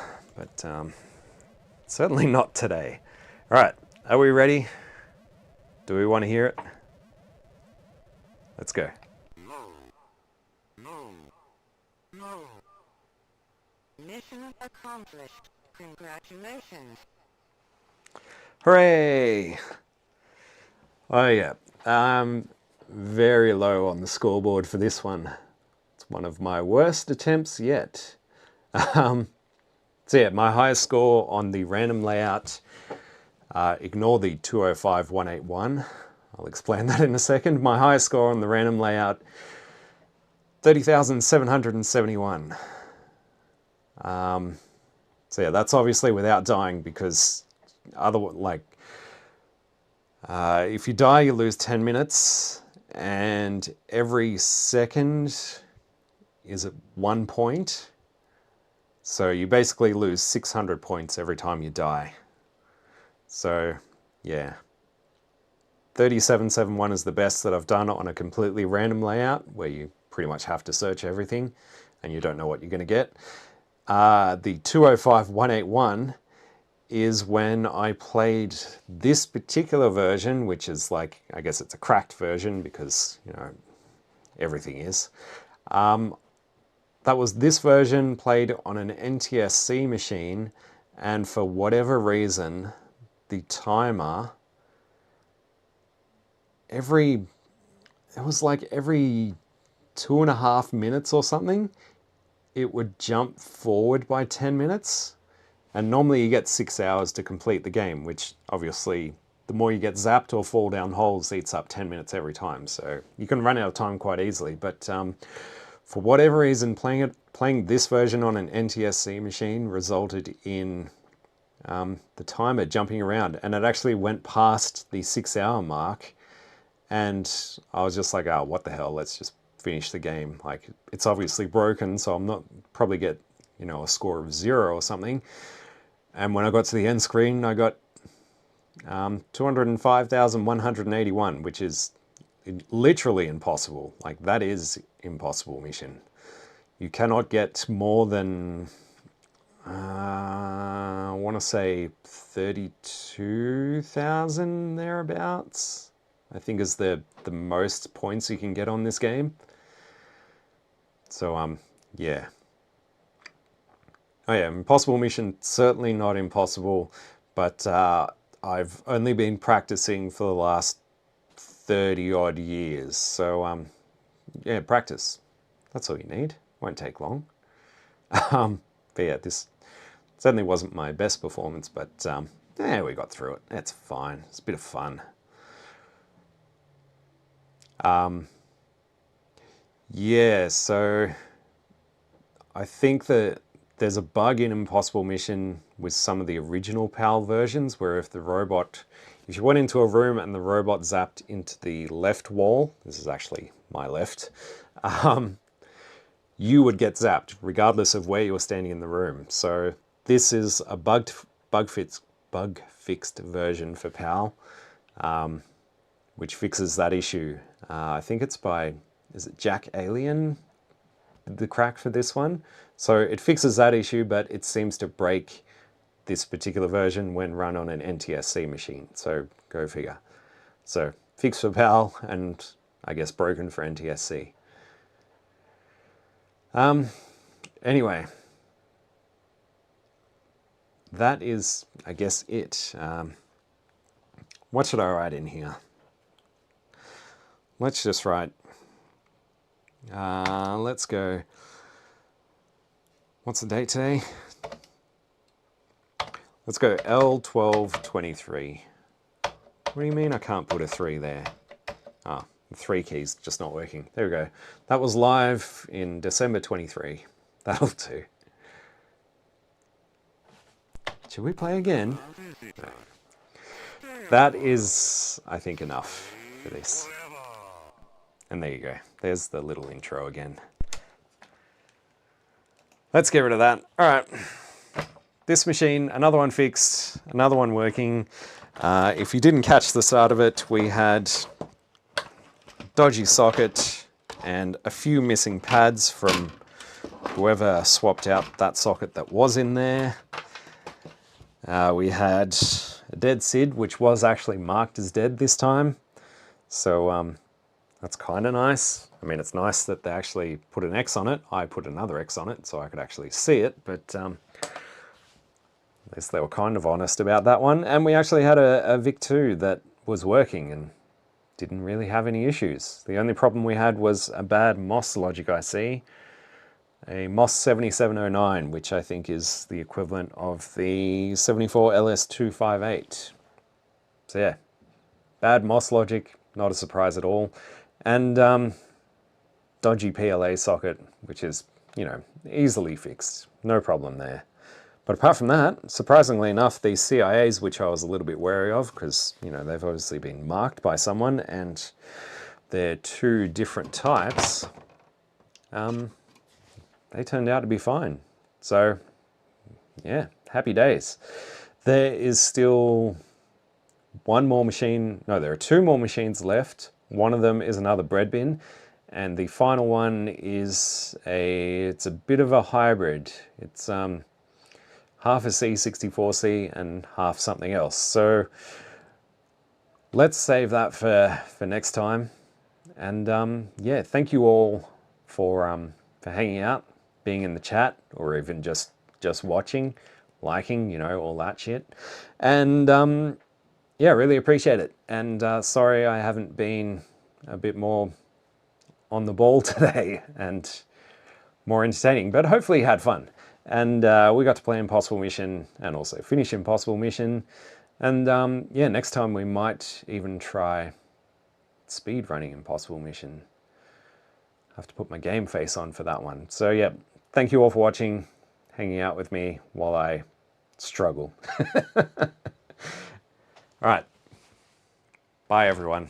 Thank you again. Have a wonderful rest of the day. Who knows? We might get another live stream in before the end of the year. See how we go. That is it. I am out. Bye. Now, I've got to time it so the stream doesn't end mid-sentence.